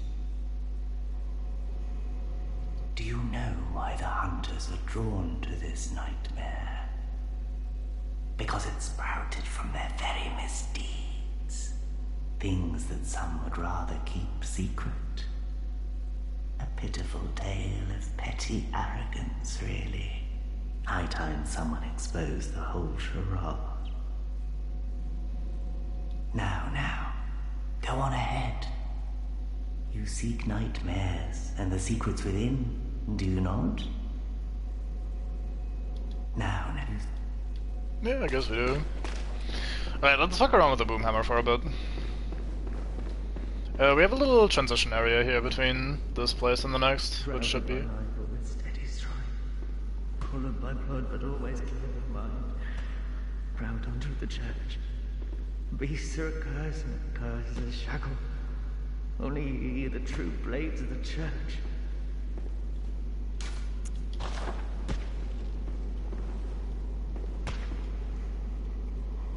You can see that the bars aren't fully connected to the window. I shouldn't have done this. But with steady stride. Colored by blood, but always clear of mind. Proud unto the church. Beasts are a curse, and a curse is a shackle. Only ye, the true blades of the church. Right, someone is insane. Who could have seen this coming in a game like Bloodborne?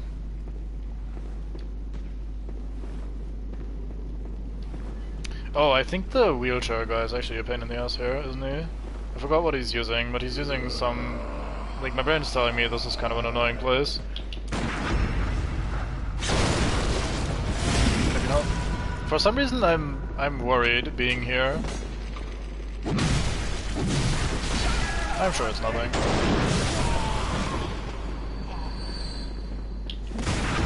Ow. Take those trades though, given that rallying is a thing.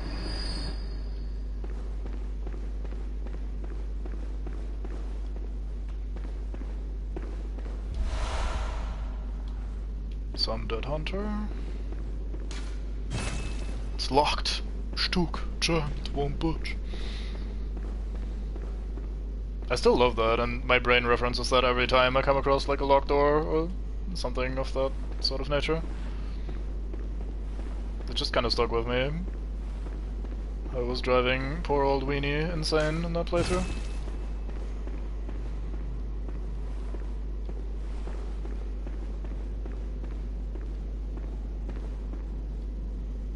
You're a big one. Oh yeah, right, Gratia. The Fist of Gratia. God, I forgot about this item existing. This is here somewhere, isn't it? Is it not? What the fuck? Maybe I scrolled past it? Is it an offhand item? Oh yeah, it is, right. A chunk of iron fitted with finger holes. The hulking hunter woman, Simple Gratia, ever hopeless when handling hunter firearms, preferred to knock the lights out of beasts with this hunk of iron, which incidentally caused a heavy stagger. Gratia was a fearsome hunter, and to onlookers her unrelenting pummeling appeared oddly heroic. No wonder this weapon later assumed her name. It is indeed a fine game. Not sure about the playthrough, we just accidentally breezed through the good old Ludwig boss fight, making it look a little bit too simple. May have overleveled or some such, but hello, welcome. I keep saying that throughout this playthrough, but I think if this is someone's first introduction to Bloodborne, this may not be the most ideal playthrough to watch. Like, you should ideally try to find, like, not you specifically, but one should ideally try to find someone that also is experiencing the game for the first time, so you can, like, vicariously have that first-time experience. Can we oogle through this as well? Yeah, sort of. So some guy with antlers hanging out. He's got a bell in his hand. It's totally not suspicious. Are you a hunter? Well, that's very odd. Do you hear the toll of the bell?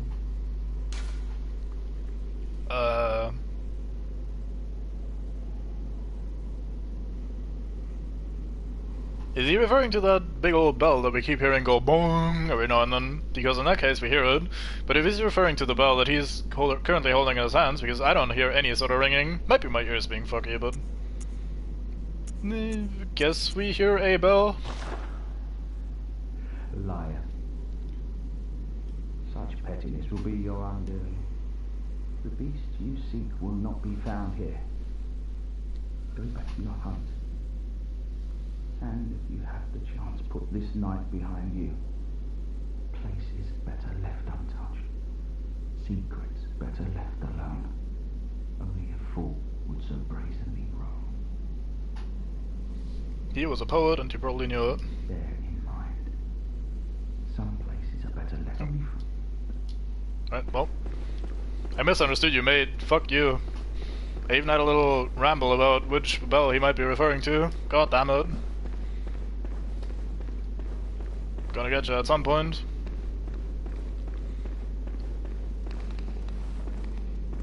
I hear tippity toeing behind me.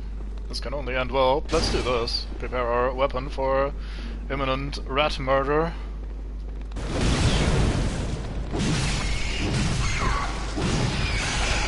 Ow.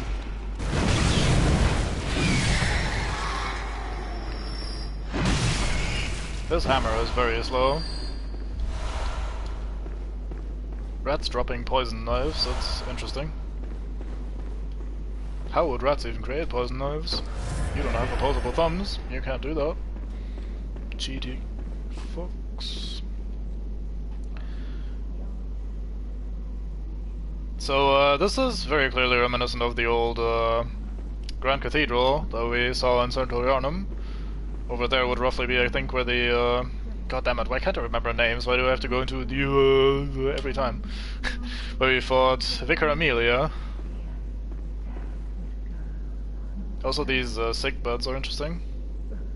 And over the upstairs we have that set of walkways that we traversed when we approached Ebritus last stream. Some great one's wisdom happening right here in these beds. Probably some shitty church experiments taking place. Young, were it not fear, death would go unlamented. But beware the frailty of men. Their limbs are weak, blind.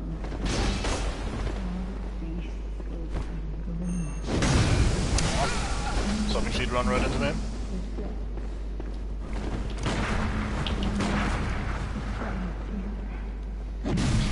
Flail wildly like any good hunter would.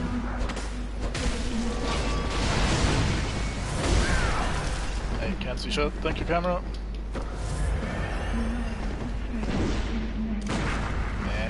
Thought she was gonna keep swinging. I miss. Maybe I should stop fishing for parries and just try to hit her.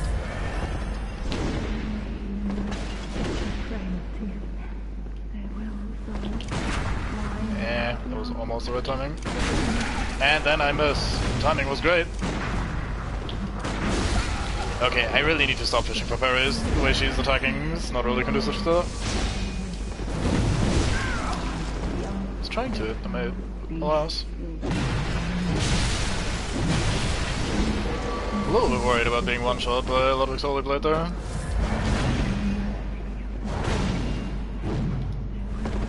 Because that thing tends to do some damage, probably even in the hands of the NPC.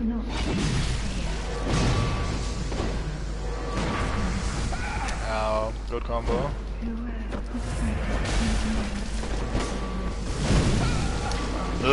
Speaking of good combo. Alright, this is not working for me. Aw, almost had her with that little around the corner transformation attack thing.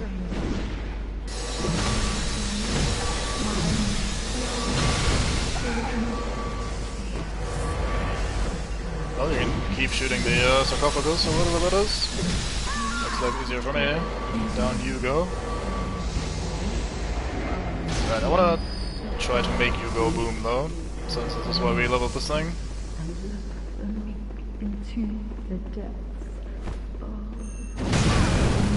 Well, I mean, if you're not gonna retaliate or try to fight back, that's gonna make it easier. Mine, were it not fear.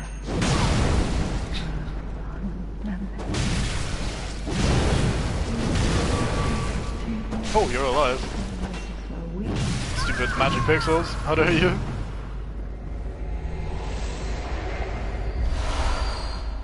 Yay, Quicksilver bullets. We stopped the prayer. I'm sure that's important. So one thing we did grab while we last were in the DLC, when we first approached it, was we went to the cathedral where Lawrence was where some weird beast was hanging out on some sort of altar, and we grabbed the, what's it called? The eye pendant, which unlocks the surgery altar. So we shall insert the eye pendant into this, eye hole, I guess.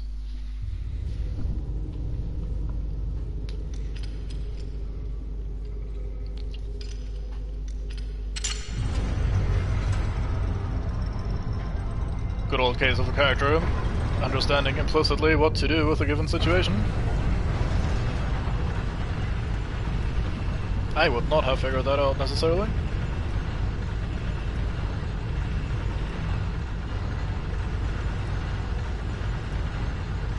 Guess it's the lack of hunter instincts.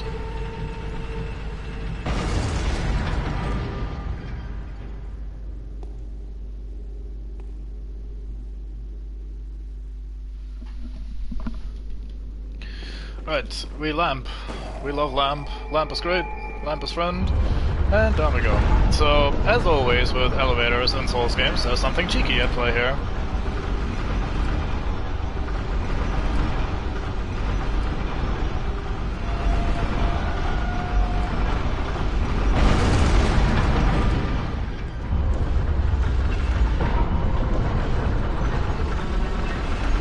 There's a second statue.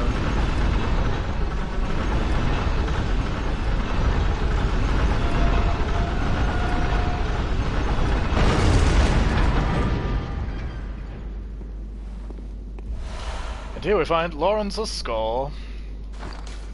Because what else would you find randomly just lying around? Skull of Lawrence, first vicar of the Healing Church. In reality, he became the first cleric beast, and his human skull only exists within the nightmare. The skull is a symbol of Lawrence's past, and what he failed to protect. He is destined to seek his skull, but even if he found it, it would never restore his memories. I think we do this, right?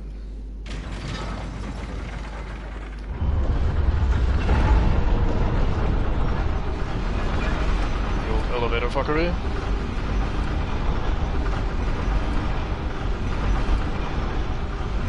And if I remember correctly, we got another blood rock here, which is quite nice, since there aren't that many of them in the game.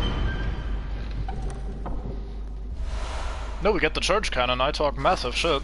I think that's the big old cannonball thing that the NPC monstrosities were using earlier. An oversized weapon used by the Healing Church, a type of cannon that fires with a curved trajectory and creates an explosion upon impact. Originally designed for use by brawny men with deteriorated brains, not just for any ordinary hunter. It's a bit rude right there. But I guess it makes sense. But the men lacked the wits to effectively operate firearms, and the weapon was quietly ushered into permanent storage. Instead of, you know, redesigning it or finding men that would want to use it anyway. Better get rid of it. Right, so instead of fucking around with the elevators for another 15 minutes, let's just quickly reawaken up the lamp we just activated.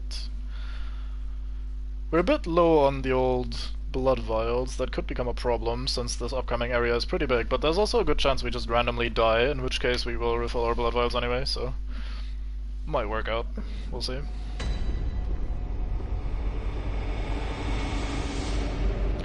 So here's the research hall. Area 2 of 3, I guess, in the old Hunters DLC. Another very interesting place. What makes this one so special is that it's very vertical, as you can immediately tell. We have these stairwells going, or this massive stairwell going up. It's also an elevator at the same time, so it's gonna shift places and shit. We're gonna have to fuck around with that briefly, but for now let's just take it from the bottom and see where we can go. God, this hammer is so slow on that second swing. You doing alright there, mate? Anyone seen my eyes? I am afraid I've dropped them in a puddle.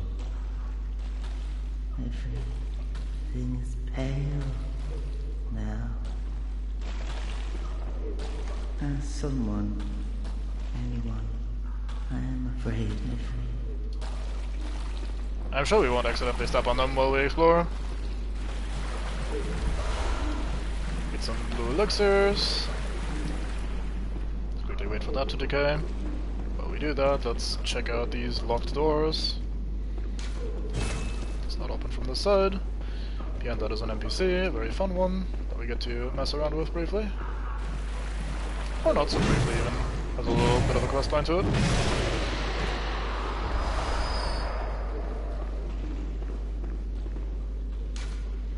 First floor balcony. Locked. Stuck. Jammed to a butch. I'd probably say that a lot, I'm sorry. I think you can kill this guy for some item, maybe? I don't know. Might do that later. Anyway, up here are more of the patients, and these ones are not as docile as the bottom I lost my eyes mate.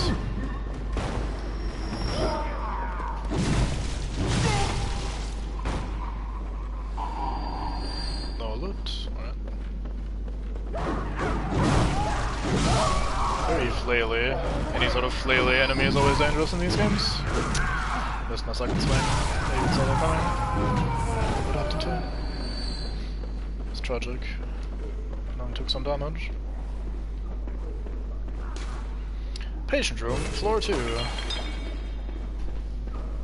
I like that these are labeled. It's not exactly helpful, but it makes sense. See your attempted ambush there, mate. You doing okay over there? You don't sound like you're doing okay, but I'm not one to judge. Bonk. Or, sorry, boom. As the hammer would suggest. Patient room 42. Hello. Oh yeah, this room.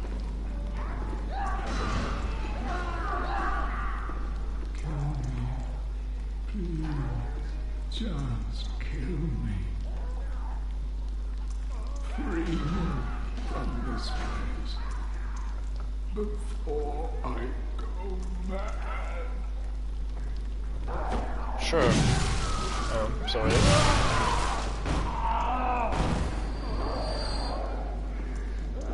What sort of hospital is this?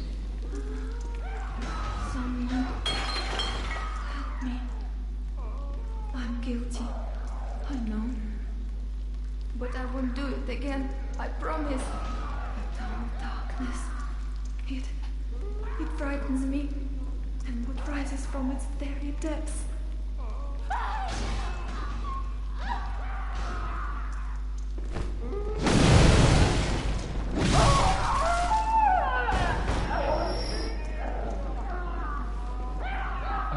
Lady Maria,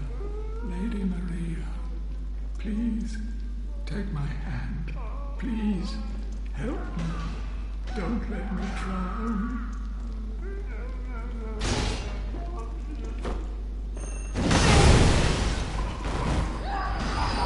I think we're doing these guys a favor, even when they're not explicitly asking for it.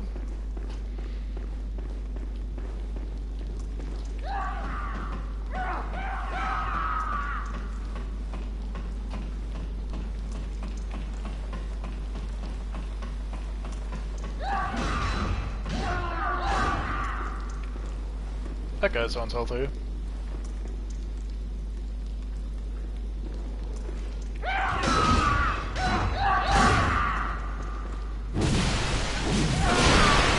You don't stagger. That's a bit of a problem. We're gonna have some words about that. How the...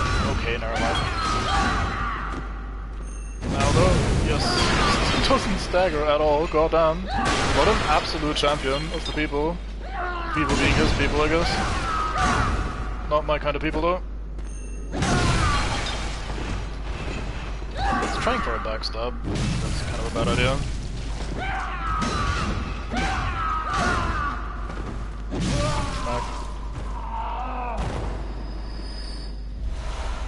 Yeah, I mean, given the deformities that were already happening, it can't be worse, I'd say.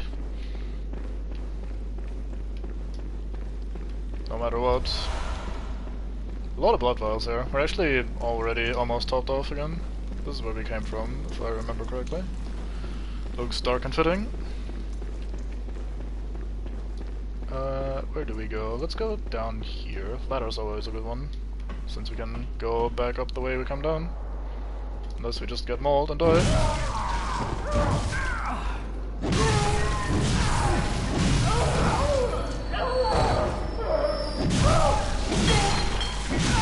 Anyone that's not trying to speak to us will just be indiscriminately, I guess, released from their torment.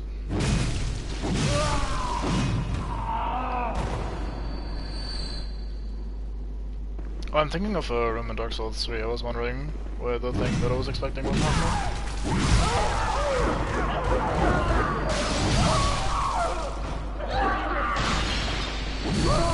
How dare you toss things at me? Keep your brain fluid to yourself, mate. It's just rude tossing that at other people. You don't see me tossing piss or anything weird like that. Ooh.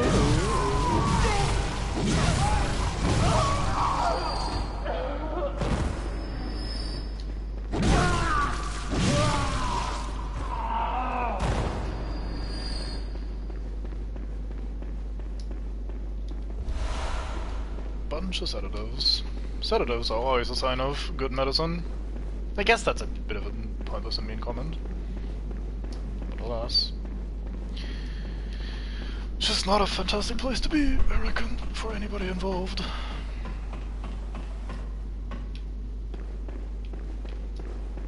Well, at least now we know of Lady Maria, that she seems to be the hand-holding type, so if we're ever in trouble, I'm sure she'll help us out. Chances are good that we're gonna meet her eventually.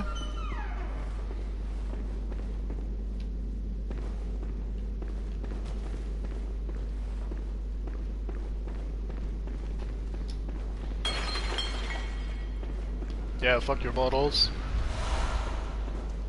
I'll take your antidotes as well. This place sucks anyway. Should hospital, would not recommend. Ow.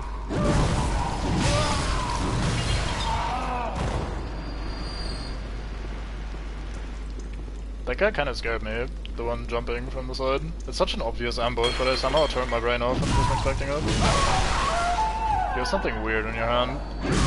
So, I just attacked indiscriminately. Not even waiting for you to maybe ass up. Look at the hand lantern being an absolute champion, lighting this place.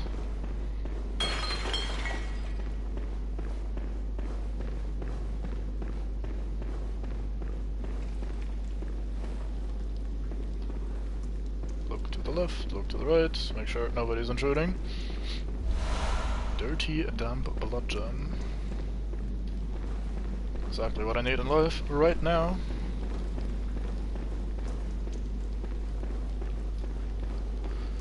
I think we didn't miss any doors here, did we? No.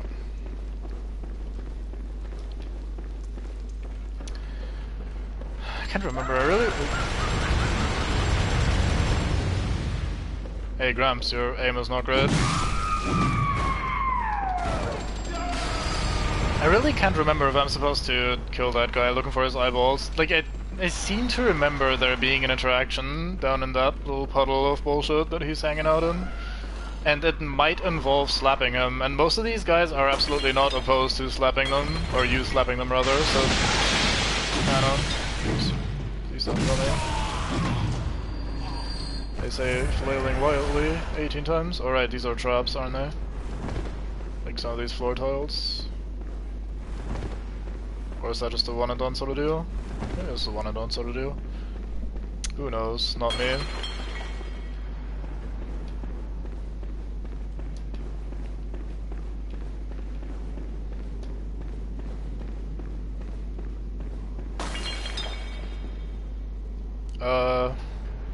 It appears as though your head has come off.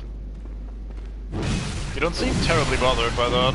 You even get hyper armor, so I guess that's a benefit for you, but just wanted to point it out anyway. Same with you, like you're both missing a little bit in the head department, and that's not a euphemism for calling you stupid, you're just literally missing your head.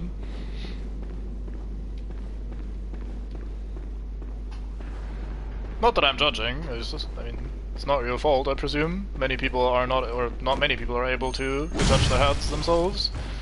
And then be fine afterwards, especially. Like, it's a little bit odd. Thought I could just roll past that. Kind of. Like, I saw the trap and wanted to roll through, but alas. Patient room, floor 5.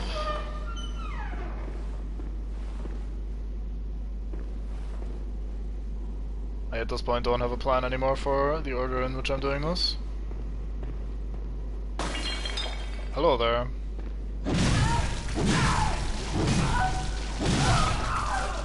I think you dropped something important, right?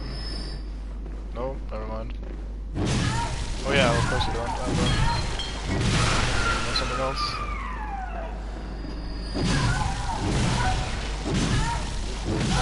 So I guess these are where these people left their heads. They left behind heads. 4 heads. Oh, we get an enlarged head ourselves. Let's slap that right the fuck on to blend in. They'll never know I'm here. An enlarged head of a patient of the cathedral, with a cavity that just happens to fit a human head, although one would be mad to try it on. But if you do, listen carefully for the sticky sound. Drip drop, as water seeping up from the depths, slowly, steadily. Yeah, this looks fine. Perfectly fine. I would also absolutely stick my head into that one. Oh, sorry, I just accidentally clicked on another very fitting helmet right there. Accurately reflecting the mental state of our character, putting that weirdness on. Oh, nice. You almost had me there.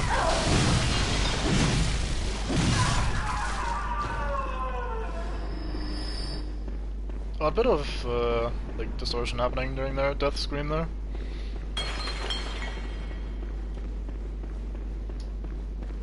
I think that was it for this floor, wasn't it? Oh, actually, there's a door on this side as well that we didn't expect. Expect. I mean, I guess technically I didn't expect it either, but inspect is the more appropriate word here, I think. Laboratory, floor 5. Let's have a look. Alright, elevators. Those are always good.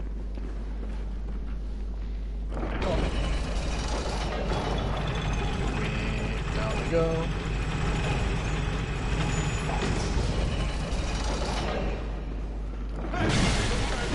Nope, not your shit, old man.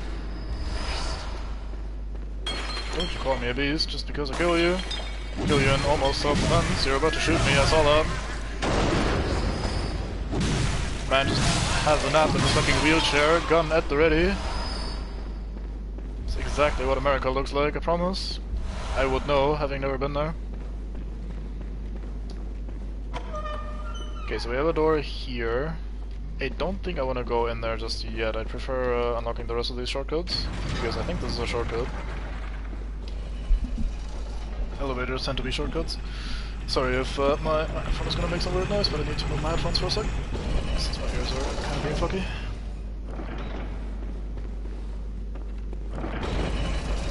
Oh, when you went to America, how did you survive? Because I hear when you get injured in America, you just die of lack of money. Like your wallet immediately implodes, taking your life with it. You open the door, and we're at the bottom floor. Fantastic. Is that you, Lady Maria? No. You're someone else. Oh, you're in lockdown. Nice. Please, could you do something for me? Sure, you sound sane. I'll help you. I need brain fluid. Murky, mushy brain fluid. Very sane. I was completely correct. Please, I need... Sure, I'll find you some brain fluid. No problem. I mean, it can't be hard to find in this place. If you were anywhere looking for brain fluid, then you'd probably have a hard time. Except for this place. This is exactly where you find that sort of thing. Just lying around everywhere. Just fucking take the second door on the right, third shelf, top row, like, there you go, brain fluid right there, just for the picking.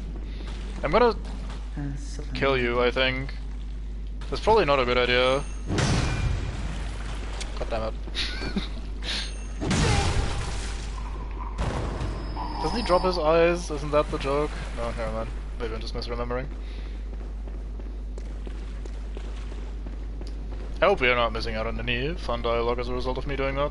But something in my brain reminded me to, or made me think that that might have been a good idea. Who knows? He's probably better off dead anyway.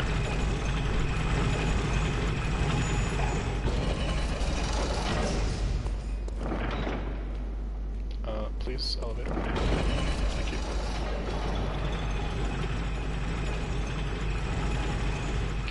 Alright, let's go down here.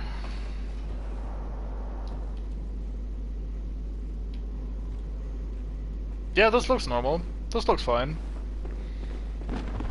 Everything's fine.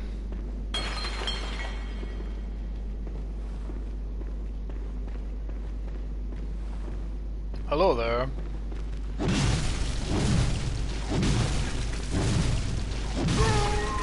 Are my attack sounds like slightly muffled, or am I just losing my earballs? Like it sounds like really like some, maybe muffled is the wrong word. Like very very low, thumpy, not very like girthy. I don't know how to describe it. Decorative old hunter garb and decorative old trousers. Let us check these out right away. Decorative, that is us.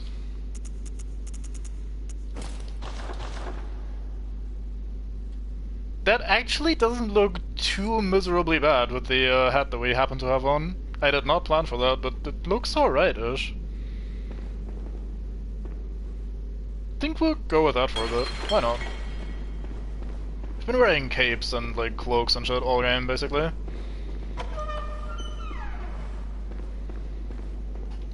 Do we want to go this way? God, I cannot remember at all the way I'd like to explore this.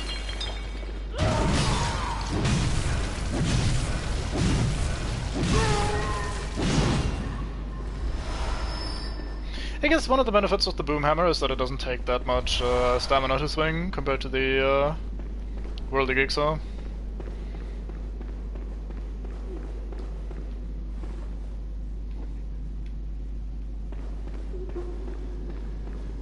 Think we go out here for a sec? Hey, how are you doing? Blip, blop, blip, blop. Same. Splish, splash, splish, splash. Yep. Blip, blop. Alright. I agree. Pretty flower you got there though.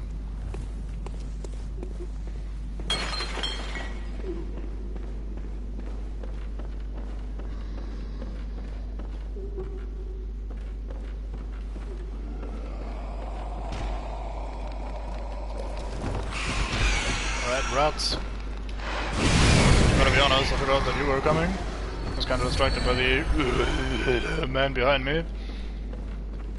He was already very upset at my existence. Oh right, this isn't the path to take.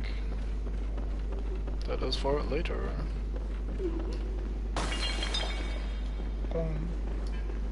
I guess we could jump off here somewhere if we wanted to, but I don't think that's a good idea. Let's just continue on the path that we were on before. Whenever I'm exploring an area like this, I'm trying to take it one dead end at a time. So like whenever I find a place like this that doesn't lead to anything, I'm just very happy that this is now a dead end and I can file it under fully explored. At least for now. Oh. Sneaky backstab attack incoming with the least sneaky weapon in the game. There we go. There you go.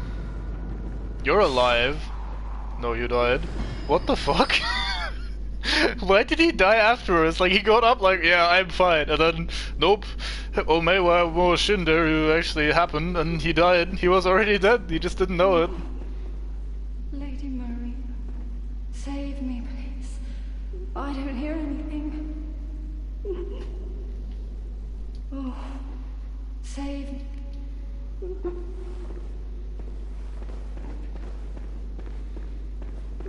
I think we'll keep doing what we were doing and just ending these.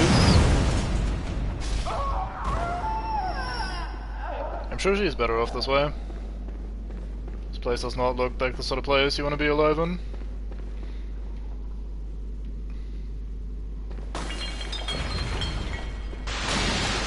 Yeah, nice trap. I know about these now.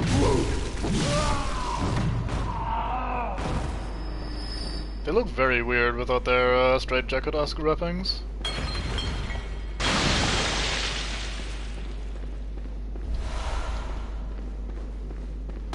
Fool me once, Mr. Trap, shame on me. Fool me twice. Okay, I'm still not learning, shame on me as well, but you're not gonna get number 3 and 4. Or however that saying goes. Why is there new people here? I was already there, they're pushing around corpses. Where did those guys come from? I guess from this side. Oh, this is where the other staircase ended up leading to. Nice. Alright then. Wow, you are in a hurry. I won't keep you very long then.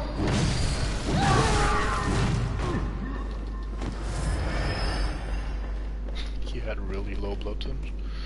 I don't know, something about that is still cracking me up a little bit. Like, I imagine that hunter, for example, we were fighting earlier with the Gatling gun.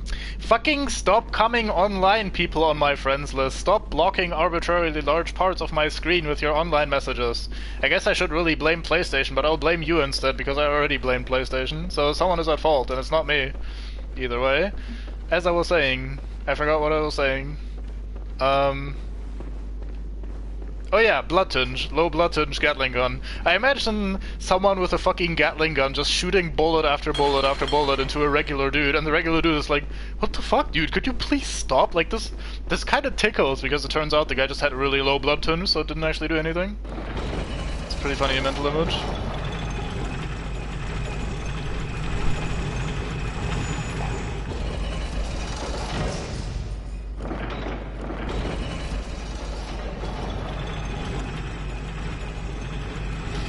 Alright, this is where we went downstairs previously, so let us instead go upstairs.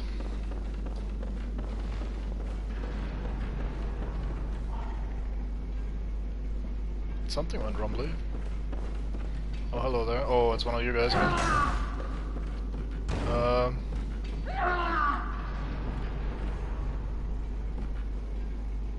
You're fine, of course. Man finds the one magical spot where he can't die from falling.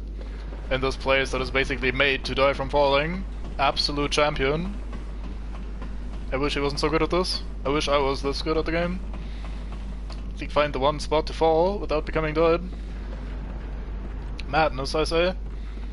Oh yeah, right, rats. I hate these rats on the rafters. They're very good at pushing you off accidentally, or, well, I guess not accidentally per se, but like you fight them and then you fall off. It feels like an accident.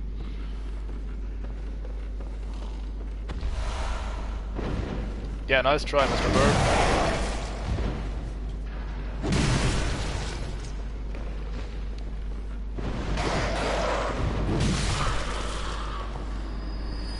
let's see if we can aggro the rat and lure it over to where we have some...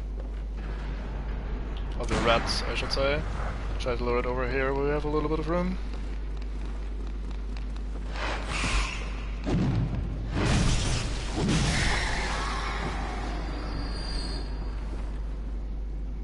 They do look pretty nasty, don't they, with their very thin fur stretched across their skin? Very unhealthy looking. I guess that's sort of the theme of this game. Many things look very unhealthy in this.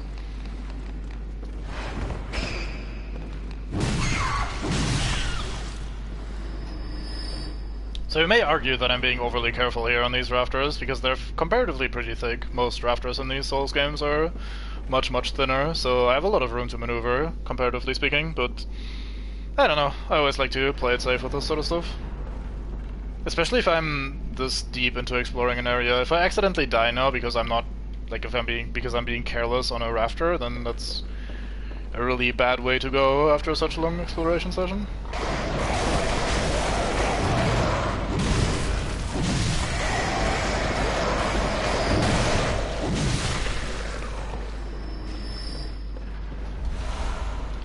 Chunk. Think you have dialogue for me? Listen close, and you too will hear the sound of water.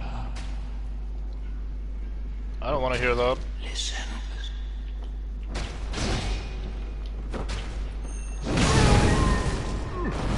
I release you from your troubles. You have been experimented on enough.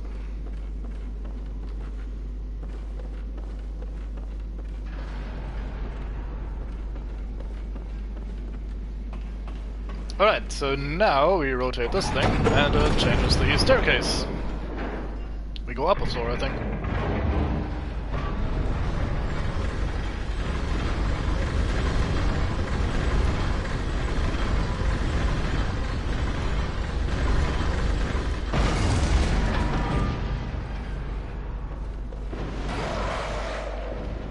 I think that crow drops something, but I'm not entirely certain.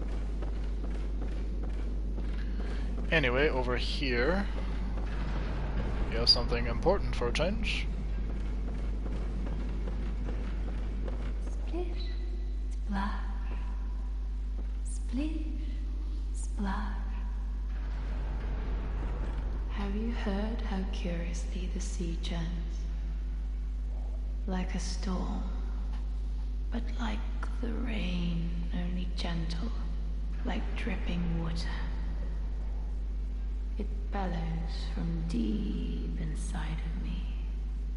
Here it comes, up through my inside, but gently, like little droplets. You sound like you're high on some very powerful stuff right there. Have you heard like it? Let me help you out with that. Oh hey, brain fluid, nice. Oh, and you're fine. Have you heard like it? Fantastic. This is normal. So we'll look at the brain fluid then. Oh boy. Grayish amoeba-shaped brain fluid wobbles and bounces. Extracted from a extracted is an interesting word. Extracted from a patient whose head expanded until that was all that they were. In the early days of the Healing Church, the Great Ones were linked to the ocean, and so the cerebral patients would imbibe water and listen for the howl of the sea. Brain fluid writhed inside the head, the initial makings of internal eyes. Yeah. That sounds like science.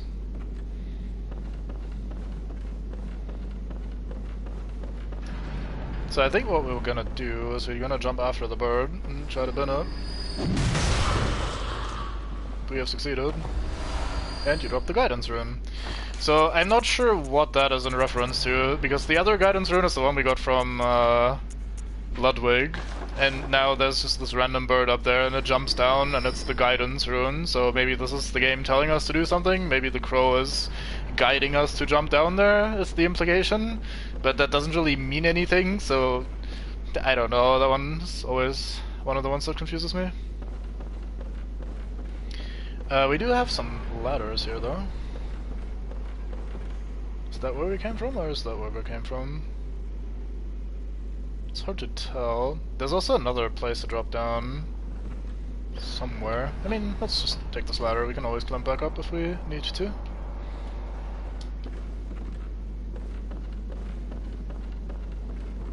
Oh yeah, this might be where we initially came up. That's probably not going to be very helpful right now, given that we disconnected the stairs.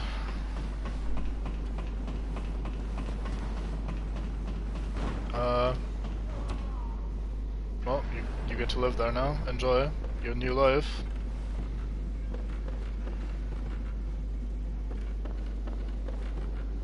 Right, so here we have one of those I don't stagger at all kind of guys again. Oh, it's the same guy from earlier, nice.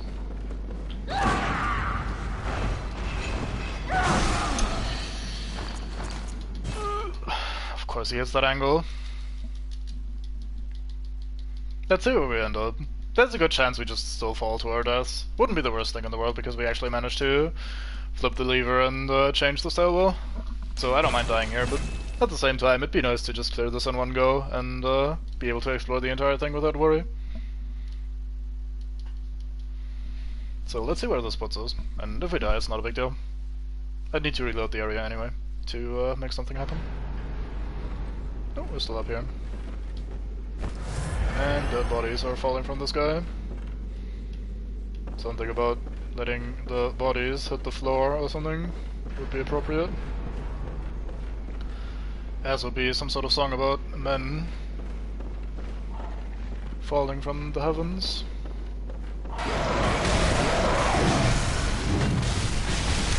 Come on, fucking poultry, die. English foul. I think this is just a blood gem or something useless. Yeah. Actually, let's quickly check if that's actually useless or if I'm talking out of my ass. Fine strike blood gem or whatever the fuck the name was.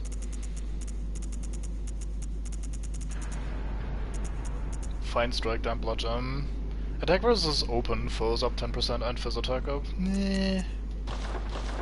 That's not incredible. It's not awful, but it's not incredible.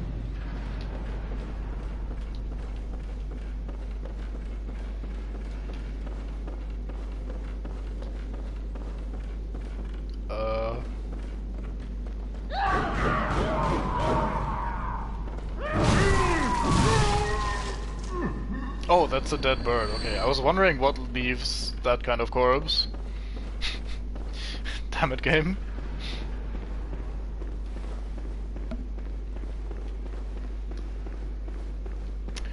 We went in there. Oh fuck. Trap got reset.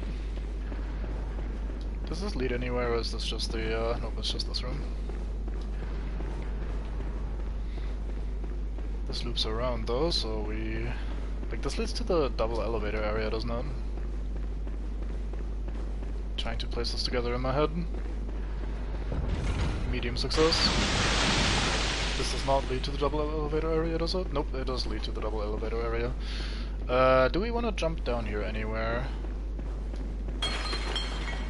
Oh look, there's a hunter and some bullshit. That's useful.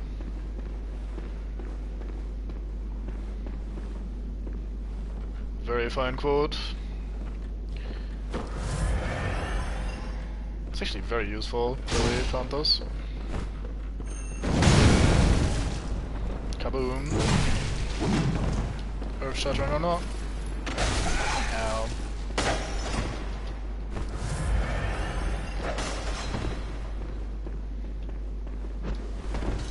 Don't you throw poison knives at me.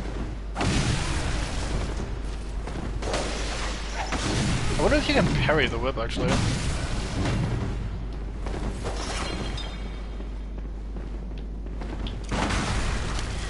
Okay, my point-blank accuracy today with these parry attempts has been absolutely miserable. I should probably just not try for those. Nice jump.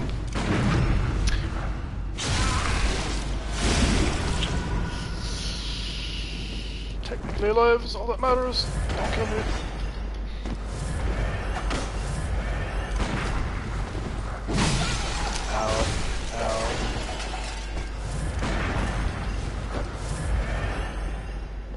Where the fuck are you going? Alright, well, welcome back then. Come on, just one good hit, please.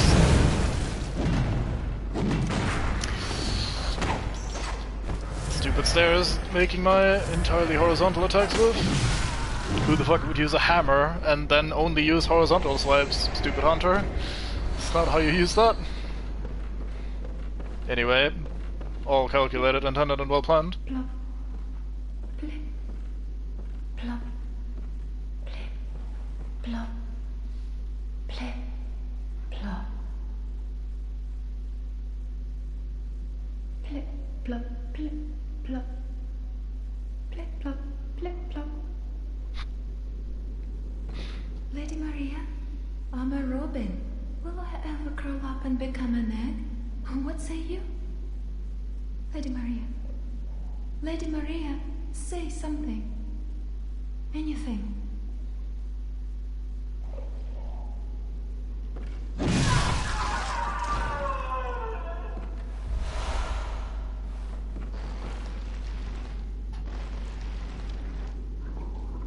Lady Maria, I'm a robot. These guys are weird. These experiments are weird. This place is weird. This game is pretty weird, honestly. Well, now we have 2 servings of brain fluid for, I think Adeline is her name. And I think 2 is all we need. We're also effectively done exploring this place, if I remember correctly. There should be something at the very bottom, which we are now going towards. So that's alright. We also have access to the next boss, I think. Splish, splish, splish, splish. Flip, flip, flip, flip.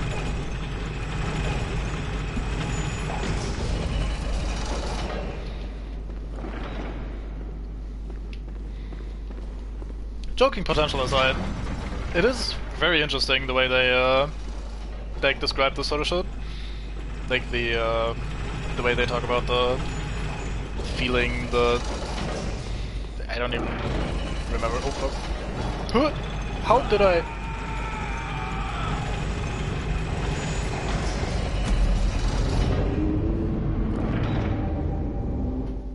Elevators are dangerous, honestly. Like when your parents like tell you, hey, don't fuck around with elevators when you're a kid, they mean that. Like elevators are spooky. Look at this shit. I've never seen that. Today I learned that this is a thing that can happen. Should have trusted my parents, I guess. Don't fuck around with elevators. Here I am rolling to still catch an elevator and I immediately die. Whoops. Oh, what say you, Simon? Oh, hello. Not a pretty sight, is it? The true face of the blood-worshipping, beast-purging, healing church. But that's not all. You seek the secrets held by the nightmare, do you not? Then here's what you must do. Climb the astral clock tower and kill Maria. She hides the real secret. I don't know about that. Maria seemed alright so far. Go on. Kill Maria atop the astral clock tower. She hides the real secret. Well, we did just drop like 100,000 or so souls, so let's try to get those back and try not to die.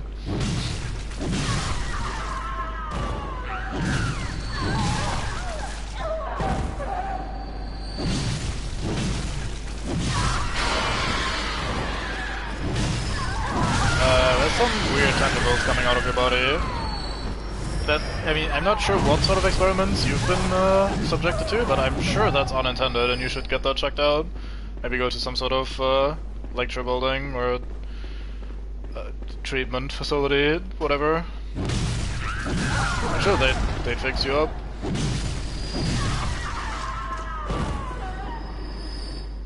Yeah, I've never seen that sort of roll between elevator and door glitch. I wonder if you can abuse that for some shit. Probably not. Especially given the circumstance that I found that in. Like, in that place, where would I drop down to? Like, what would the benefit be, ever? Oh, don't poison. Oh, shit. Oh. Guess really not in on this one.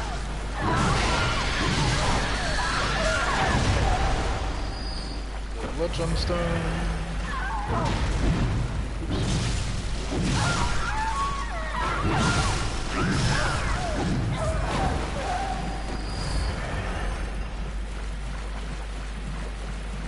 Looks like that's it.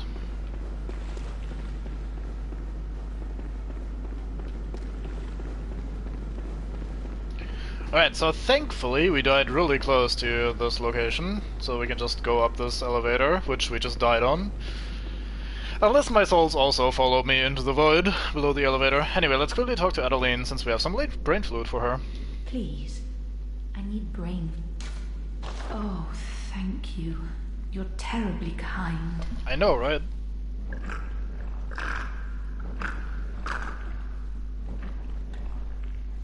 Oh, it's wonderful. Oh, I hear the sticky sound. Do you hear it too? Oh, I know. Will you have my blood as thanks? I'll have you know, I was once a blood saint too, so do come back if you ever run dry of saint's blood. Oh, it's wonderful. Oh. Oh, I'll have so do. I think we need to reload the area for her to go to the next stage of the questline, so once we inevitably die again, we shall talk to her again. I think you can also just relog, but let's not worry about it too much right now. Hey you, do you have my souls?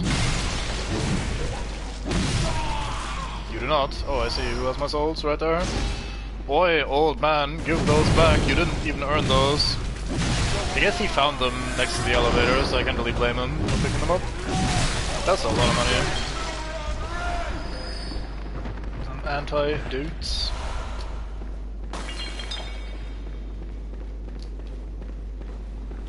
Then... oh, hi.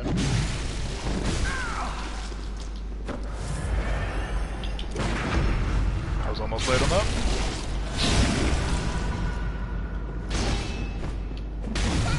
Damn it. Right, do it again. There you go.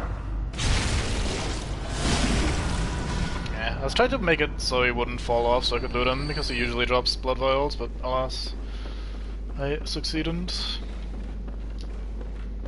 And up here is the door that we didn't reach before.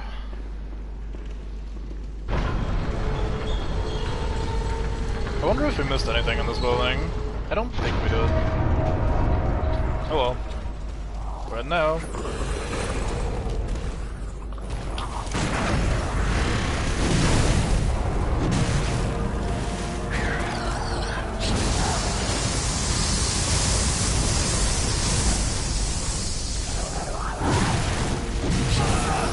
So I was always pretty shit at this boss fight because I'm impatient. I think this is technically one of the easiest ones because these guys are basically weak to anything. They're weak to being parried, they're weak to, like, I think shaman bone blades to make them accidentally hit each other and shit like that. Basically these guys are pretty weak in general, and I tend to just play sloppily and get hit a bunch, then almost die, but usually clutch it anyway.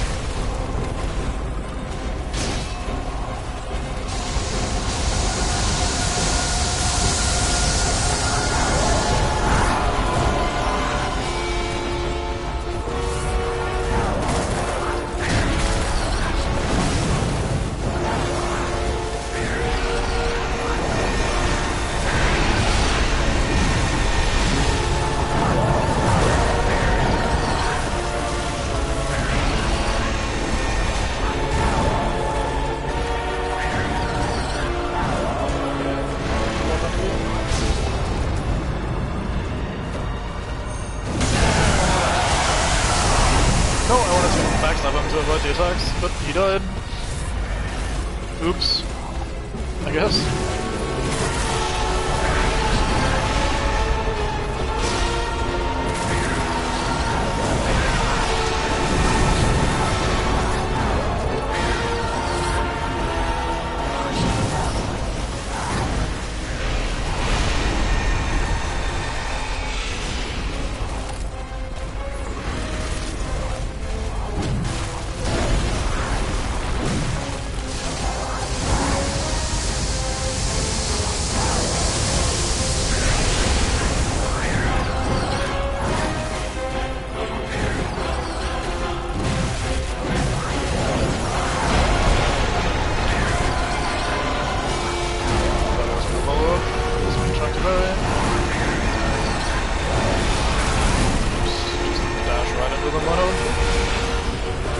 Wise Hunter.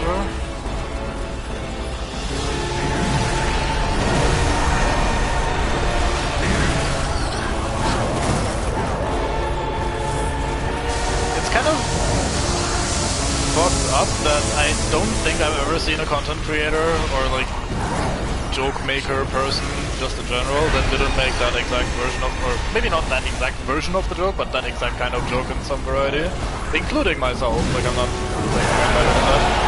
It's just kind of fucked up that we like all universally agree that we're all haha, we're all failures. Maybe it's just the age group. Haha, millennials, we fail. Alright, this goes particularly wild shit happening. Not paying enough attention to that, could have ended badly.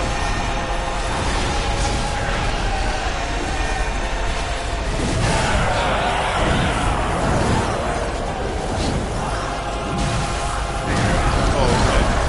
I thought they were gonna stagger for some reason. I don't know why I thought that. They haven't staggered once so far.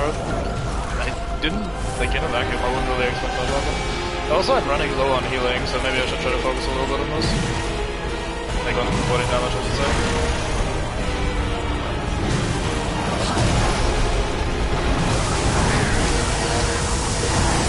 Oh, really?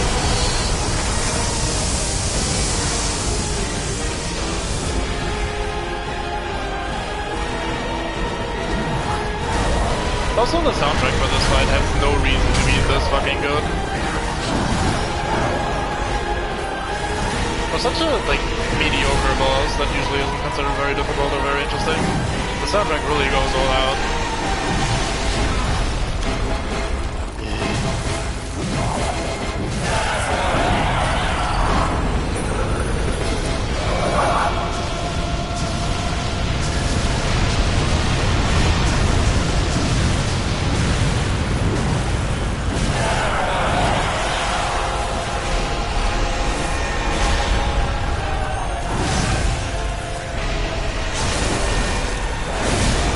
So, fun fact, there's this rune that you can use to get extra,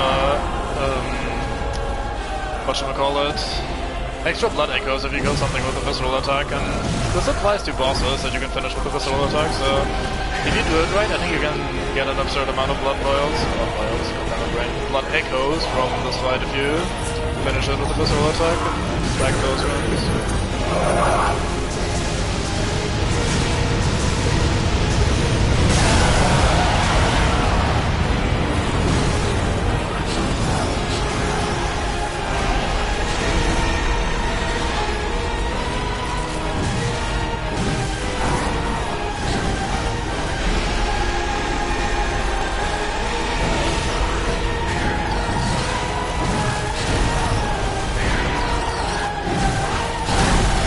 That was spooky, I think if they hit me at the same time there, I'd die.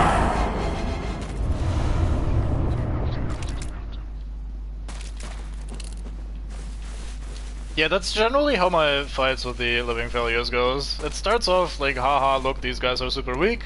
Then I go into brain off mode and take a bunch of unnecessary damage, and then I eventually realize, oh shit, I'm running low on healing.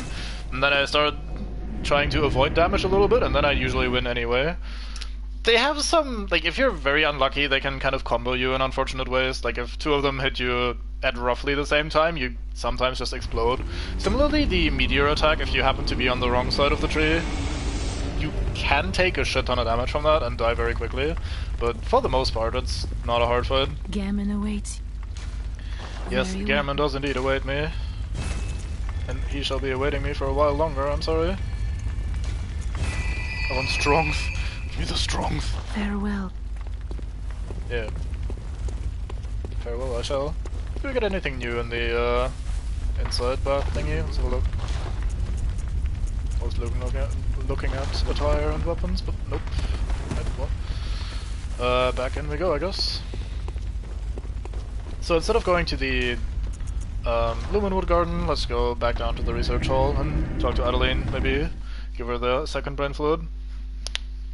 Oh yeah, they're definitely a very nasty surprise, especially if you, like, if you're busy with anything you're like, holy shit, it's getting very dark here, like, what's going on? They're all doing this weird posture, like, what do I need to pay attention to? And maybe you're having the camera at an angle where you don't look towards the sky in the correct way, and thus you just don't notice them approaching, and then you just take a bunch of damage and die. So that can definitely catch one off guard.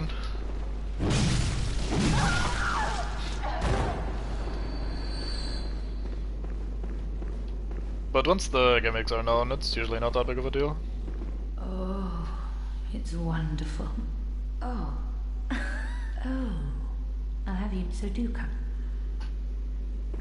Do I have to do something to progress this quest? I don't think I do. Oh, will you accept? That makes me happy. But I cannot move. Look, on my right arm. I'm sorry to trouble you. But you don't mind, do you? Oh, don't be greedy. As they say, fear the thirst for blood. I should know. I was once a blood saint too.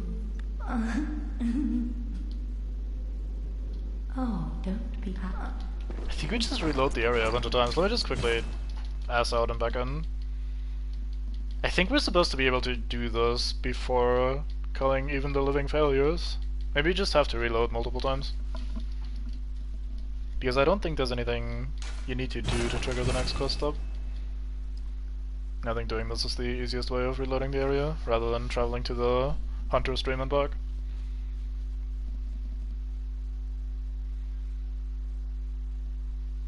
Because I'd like to do this next step at least, before moving on.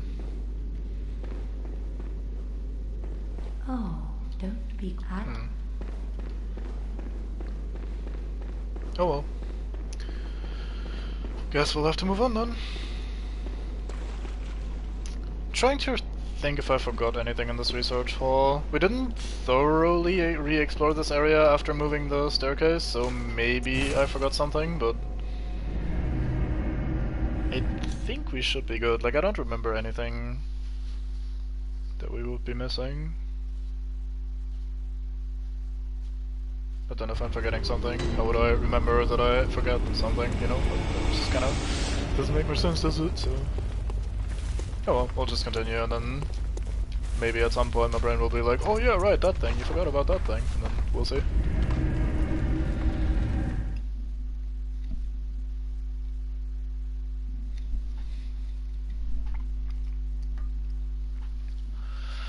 Alright, next boss immediately afterwards. I always find that a bit weird. Apparently they wanted to initially split this DLC into two separate DLCs, so in that regard maybe this was where their split was supposed to take place.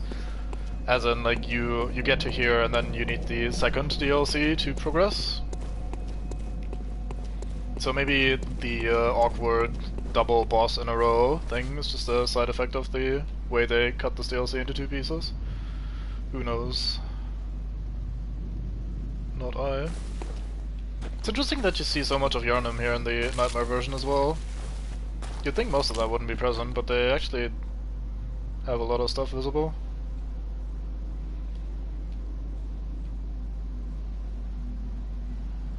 Garden down there. Oh well. I guess we'll just move on to this one, and see how this fight goes. Everybody's favorite moment in the game, or at least one of them.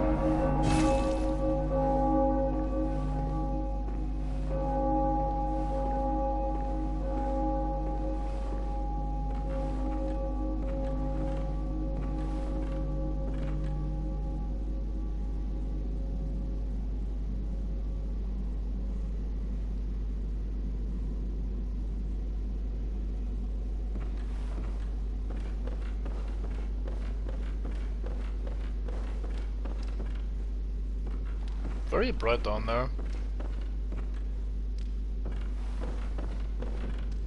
It is a transition room between two very different areas, so maybe it's not supposed to be like real, quote unquote. Oh, looks like Maria has already done herself in. Thought I was doing anything about it.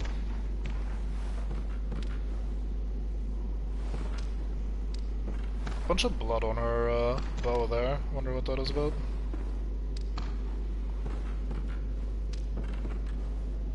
Smashed picture on the table.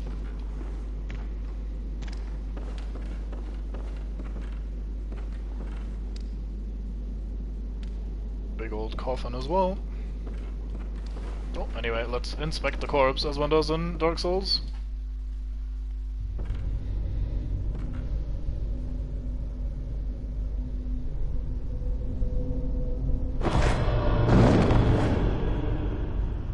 A corpse should be left well alone.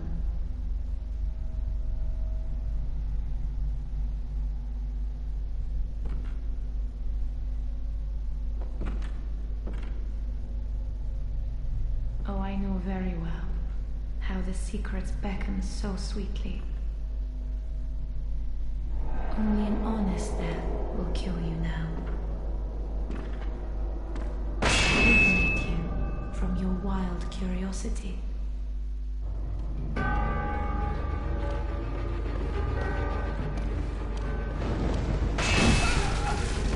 She moves forward a lot during her attacks, huh? I did not remember that.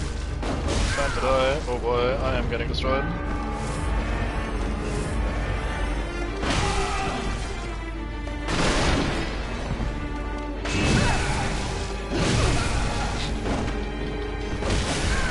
Goddamn. Okay, I think I need to really learn the dodge timing a little bit. Moving backwards is not helping me at all.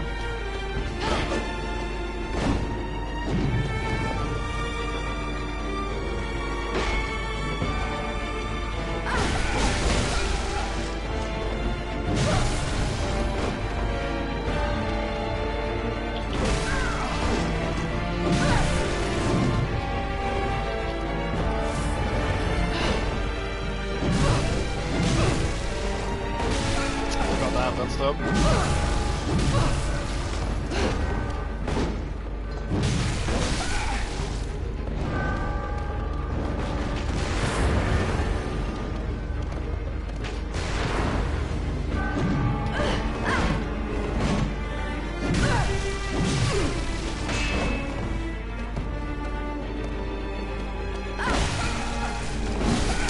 Yeah, that won't catches me so hard.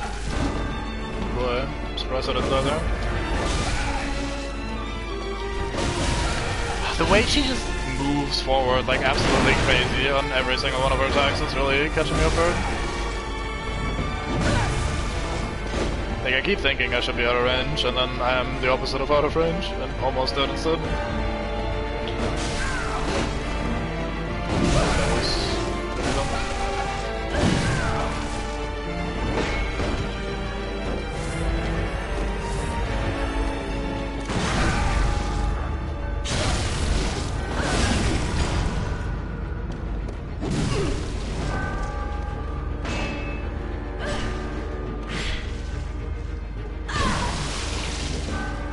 Looks painful.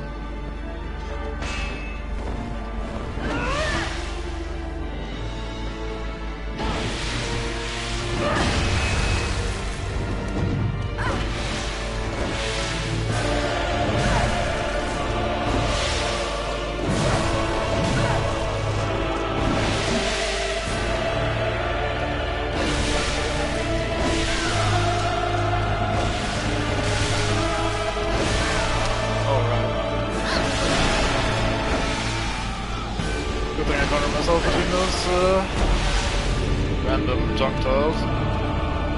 Right, not tiles, like the random junk bits in the room. Alright, let's try to play this a little bit more aggressively. I think the boomhammer is doing me absolutely zero favors here, being so slow. I'm surprised at how little I'm enjoying the boomhammer, to be honest. Like, it has that awkward, sour spot, I should say, between being moderately fast. Like, it's not super slow, but it also doesn't have the advantage of being like one of the bigger, weightier weapons that usually stagger or do more damage. So it's like too slow for a fast weapon, but too weak for a slow weapon, if that makes sense. Doesn't feel very good to use. At least for me right now. I'm not using it very well, I don't think. I'm not using the transformation attack very much. Just in general not getting much value from any of its actual fancy goods. Does not cost stamina to prepare, which is interesting. Damn it.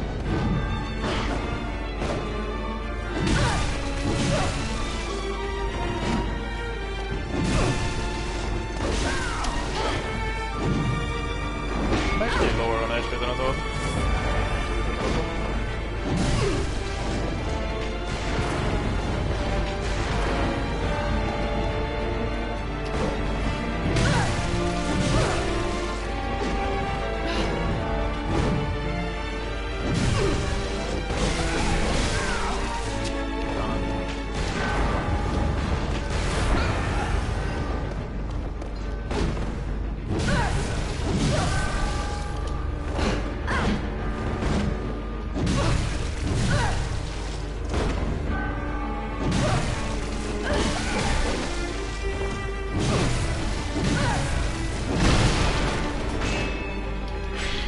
Well.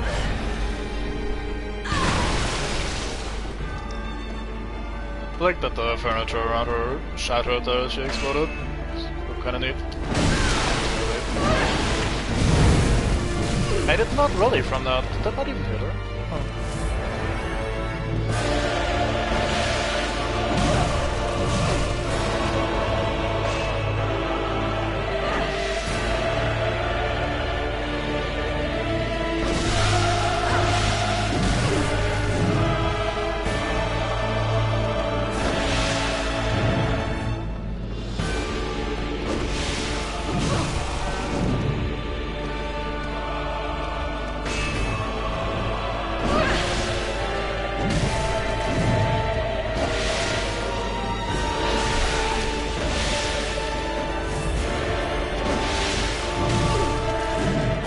Surely has range for days.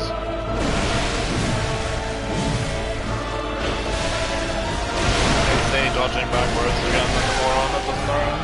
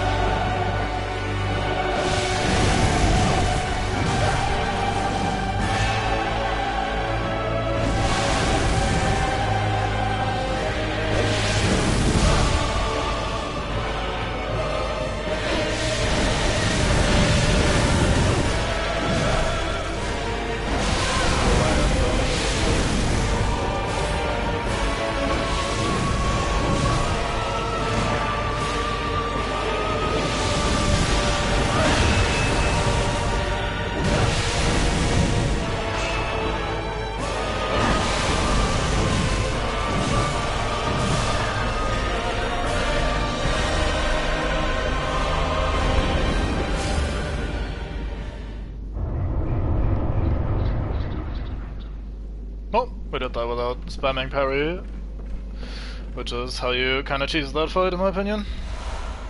We get the Celestial Dial, let's look at that one. Celestial Dial that functions with the giant astral clock on the Grand Cathedral. I also like to function with various things. When the dial is held up towards the astral clock, the clock will come to life and reveal the secret to its curious interloper. Interloper, you say? No, I'm thinking of Outer Wilds.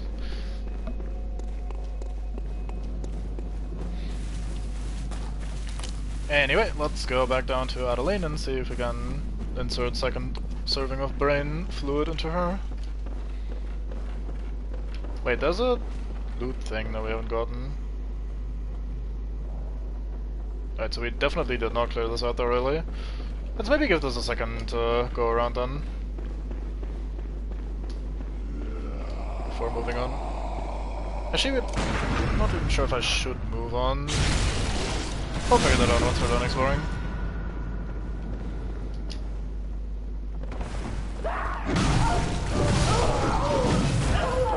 How dare you?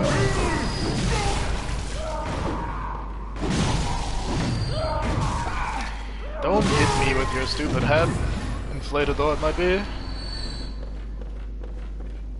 Nope, this way. So if there's an item to be picked up, that means we haven't been on this floor yet, so we should give this a proper look.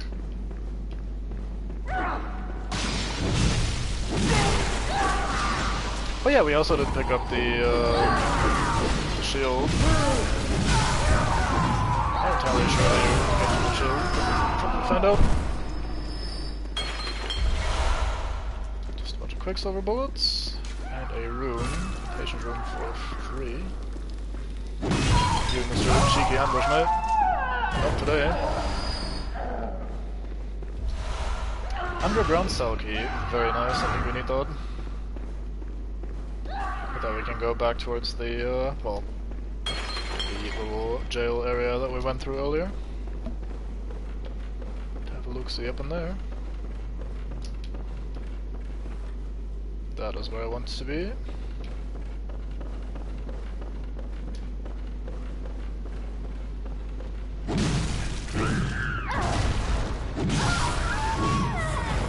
Should be the shield, right? Yep, the law shield. So look at that. We have an artisanal shield crafted with blue glass. It does look very fancy indeed. Originally used to safeguard the leader, presiding over a sacred healing church ceremony, and later supplied to tomb prospectors, in particular those exploring the labyrinth of East. Or East, or whatever the fuck it's pronounced. The blue is fashioned after a lake, and the shield greatly reduces all forms of non-physical damage. So, the wood shield is kind of a joke, basically, like it's a throwaway item, not really meant to be useful for anything.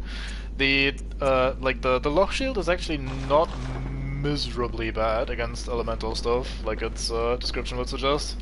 That is sort of usable. I don't think there's any area in the game where I personally would use it, and actually think it's a good idea to use it, but at least it works, I guess, is the easy way of describing that. I think we have been on this floor. Yeah, we can't cross to that side. This should connect to elevators.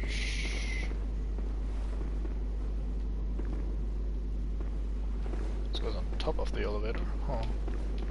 Well, it's our only option. Let's give that a look. Why not? Boop. Boop. I should have more elevator-related stunts, not having learned my lesson from before. That did not load until I left the room. Looking a bit barren there, game, for a second. Exposing yourself.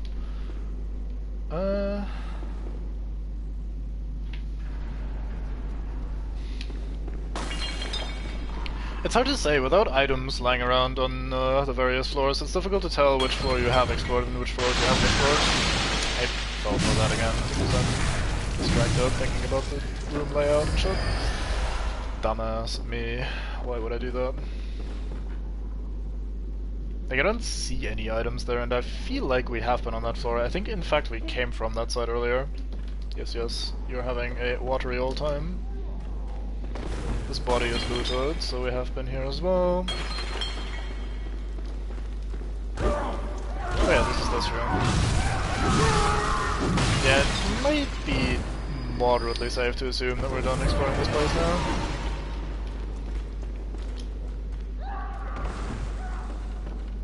Just jump from the thin air, it's no problem.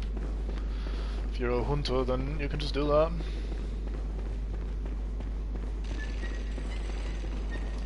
Oh wait, this is already the elevator. Holy fucking goddamn actual bullshit damage, Grams, please. Stop shooting me. I need that body.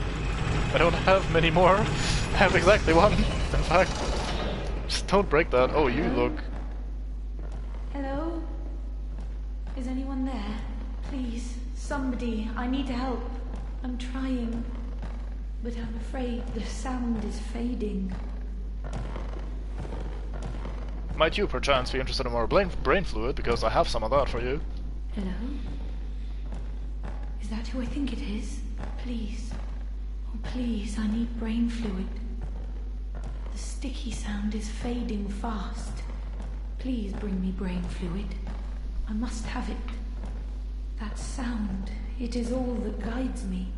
Without it, I'll be sent back to my former, lesser years. Sure. Yes, that's it. Let me have it.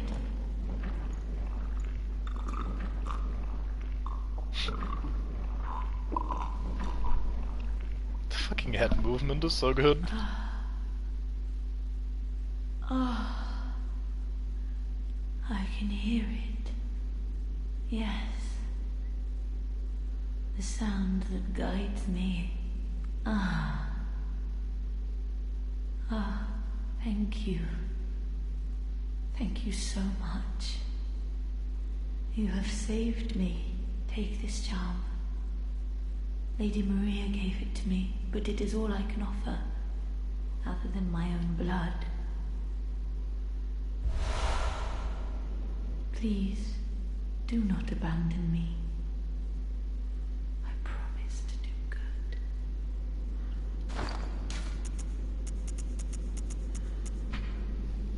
Key to the balcony on the first floor of the research hall. Lady Maria of the Astral Clock Tower gave this to the patient, Adeline. Maria had hoped Adeline would find comfort in the faint breeze that carried the scent of flowers from the outside, but Adeline couldn't fathom her intentions. Sounds like the sort of place we should have a look at right the fuck now, since we're on floor first, if we count in Amerikansky ways, so let's go have a look. Slap a man on the way there, because he didn't die previously. Almost get stabbed, this is normal. Bloodborne life. Miss my attacks. Take fucking stick to face, almost die. Take another stick to face, man staggers, I almost really die, goddamn. Anyway, we got there. Now to die to the more trash mobs. Alright, balcony. Fuck yeah, this is what we're about. And from here we can do some dropping down. Make no sound effect as we drop. Silly game. Then we drop down again. Aha.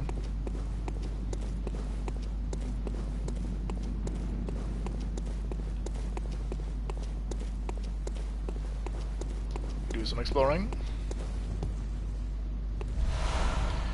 Kin Cold Blood. Why not? Bunch of echoes for free.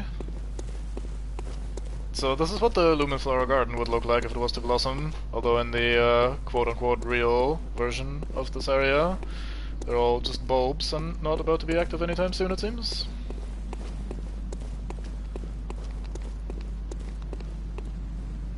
I hear a wandering nightmare, I think. Probably behind the window. Oh yeah, that one, that's the one that's gonna lure me towards the drop-down hole and tries to make me fall to my death. I'm aware of its intentions, so I'll probably fall to my death anyway because I'm greedy and always try to get the wandering nightmares if I can. Anyway, so let's interact with these gardeners.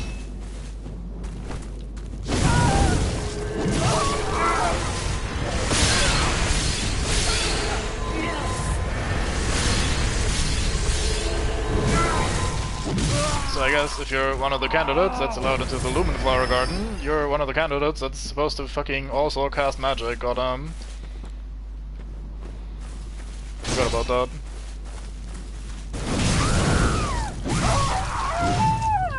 Don't nuke me, Frodo, basically.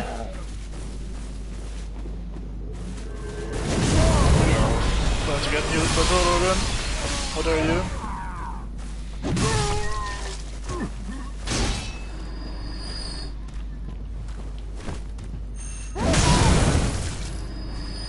That looked hilarious, the way it just bounced away.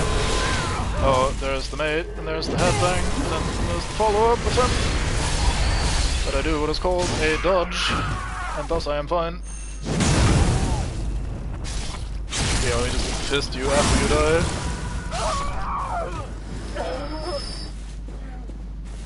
So, just to show you who's boss. Fucking headbangers.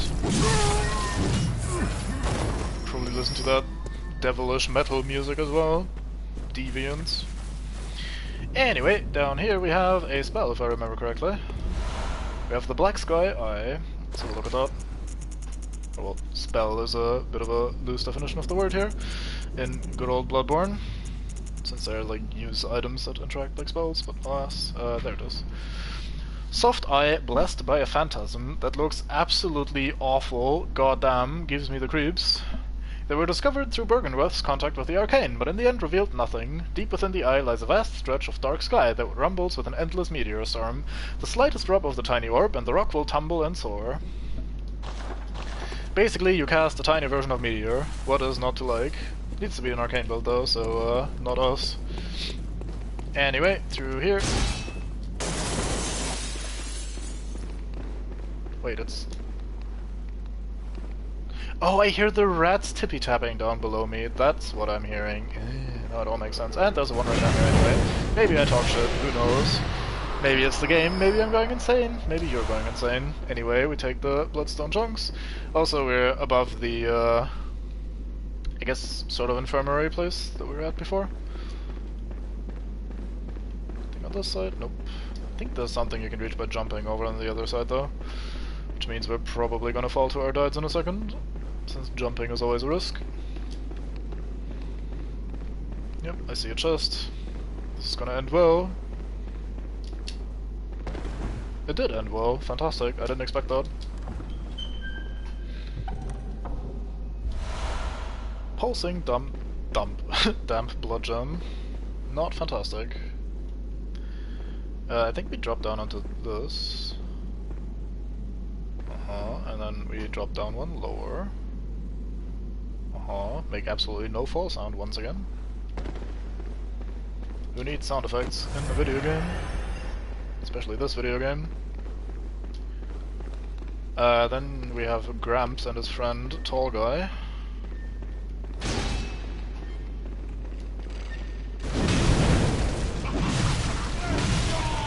Not to be mistaken with the Fall Guy, which hadn't come out yet.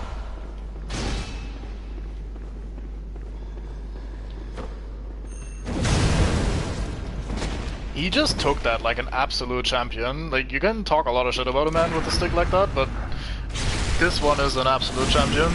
Taking a boom hammer to the face, hardly flinching at all. Goodness gracious, what a man. I aspire to be this sort of sturdy. Yeah. I think we have the key for you now, right? Oi, mate. Stop doing that, that looks unhealthy.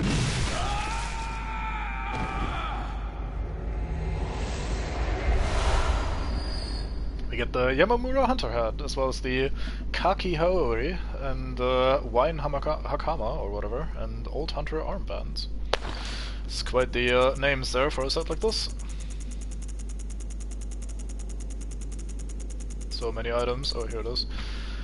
Standard Hunter's Hat, worn by Yamamura the Wanderer. This hat and staff were given to him when he became a hunter and confederate of the League. Hey, good man. So am I. Garb of a distant eastern land, worn by Yamamura the Wanderer. This eastern warrior pursued a beast for honorable revenge, then became a hunter of the League. But when he stared straight into impurity, it drove him mad. Poor fuck. Old hunter armbands wound tightly to prevent infection with the scourge. Of course, the idea that the scourge was infectious was pure hearsay. Then Garb of a distant eastern land, worn by Yamamura the Wanderer. This eastern warrior... Oh wait, that's the same description, never mind. So, we've got that done.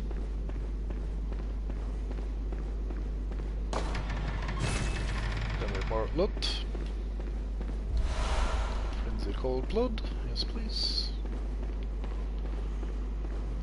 More loot is more good.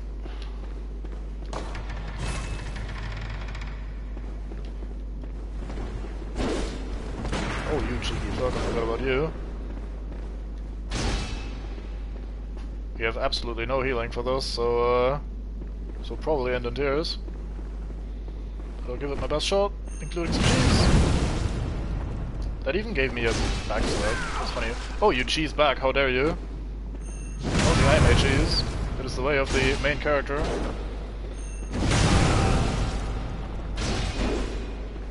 Alright, he is free. Nope. Nope. How was that not a parry?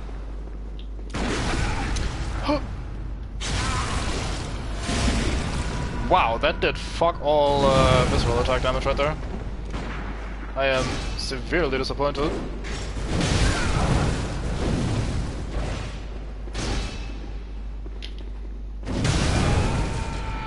That was close. Give me your weapon, you cheeky fuck. You get the church pig. Let's have a look at that. Looked like some sort of, what do you even call that? I have no idea. There it is. One of the old trick weapons of the Healing Church. A hunting weapon formed from one of the giant pigs that appeared in Old Beast Tales, or appear in Old Beast Tales. The church pig initially serves as a large sword, but when transformed functions as an extended war pig. That's a good definition. In spite of its origin, it's a highly practical weapon. Is it now? Looks like a dex weapon. So, nay. Not impressed.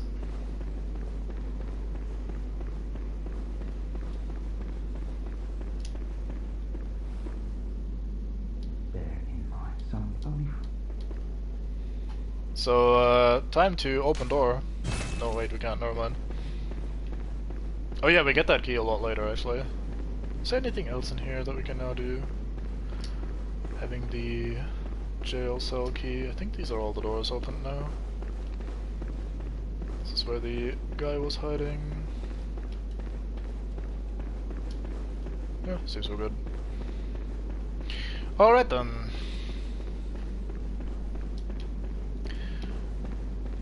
Let us go and return to the Hunter stream briefly.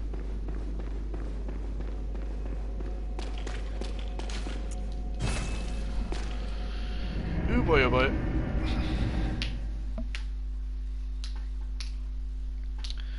So I think we're just gonna wrap up one or two more tiny things and then we're gonna call it a stream.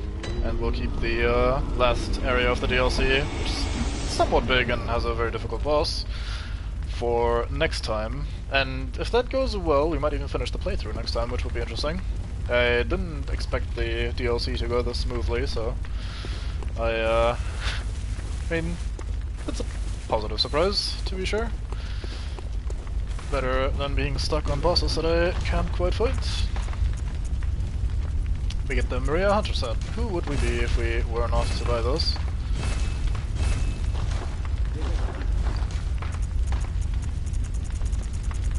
Do some more reading.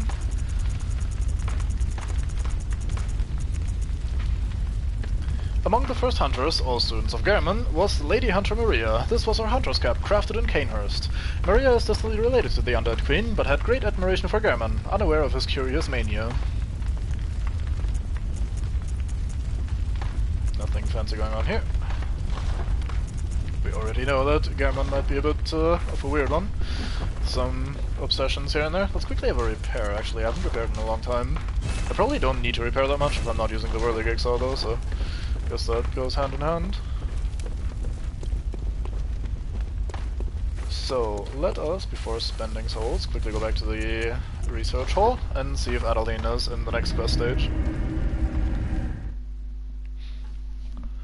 Because we can actually finish her questline right now, if I don't know what the conditions necessarily are for moving her through her questline. Maybe we just have to reload the area a few times. If it happens, that's great. If not, that's not the worst thing. It can naturally happen over the course of the DLC exploration. Also, Salmon has moved on, now that we have killed Maria.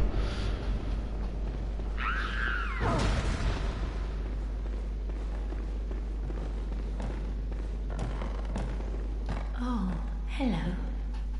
Do you hear that? A sticky sound, as clear as day. Slip, slop, drip, drop, slip, slop. How extraordinary.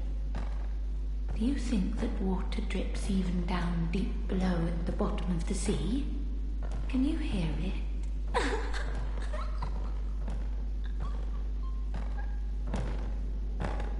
Through it.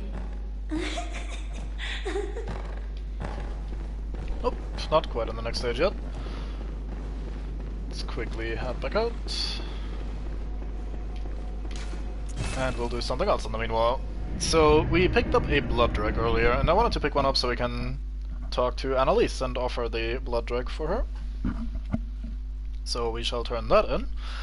And that is likely the final little NPC questline that we hadn't finished yet. Well, technically it's not a questline you can really finish. There's one more interaction with an item that you can randomly find in, well, very rarely randomly find in the Chalice dungeons. It doesn't really do anything though, and effectively, once you have donated one of the blood dregs, I consider that to be the end of this particular storyline. Closest of kin, bearer of our blood, I welcome thee. What is thy wish? Thy gift pleases us. Good for you. Let this reward be thine. Indulge thyself in our tainted blood.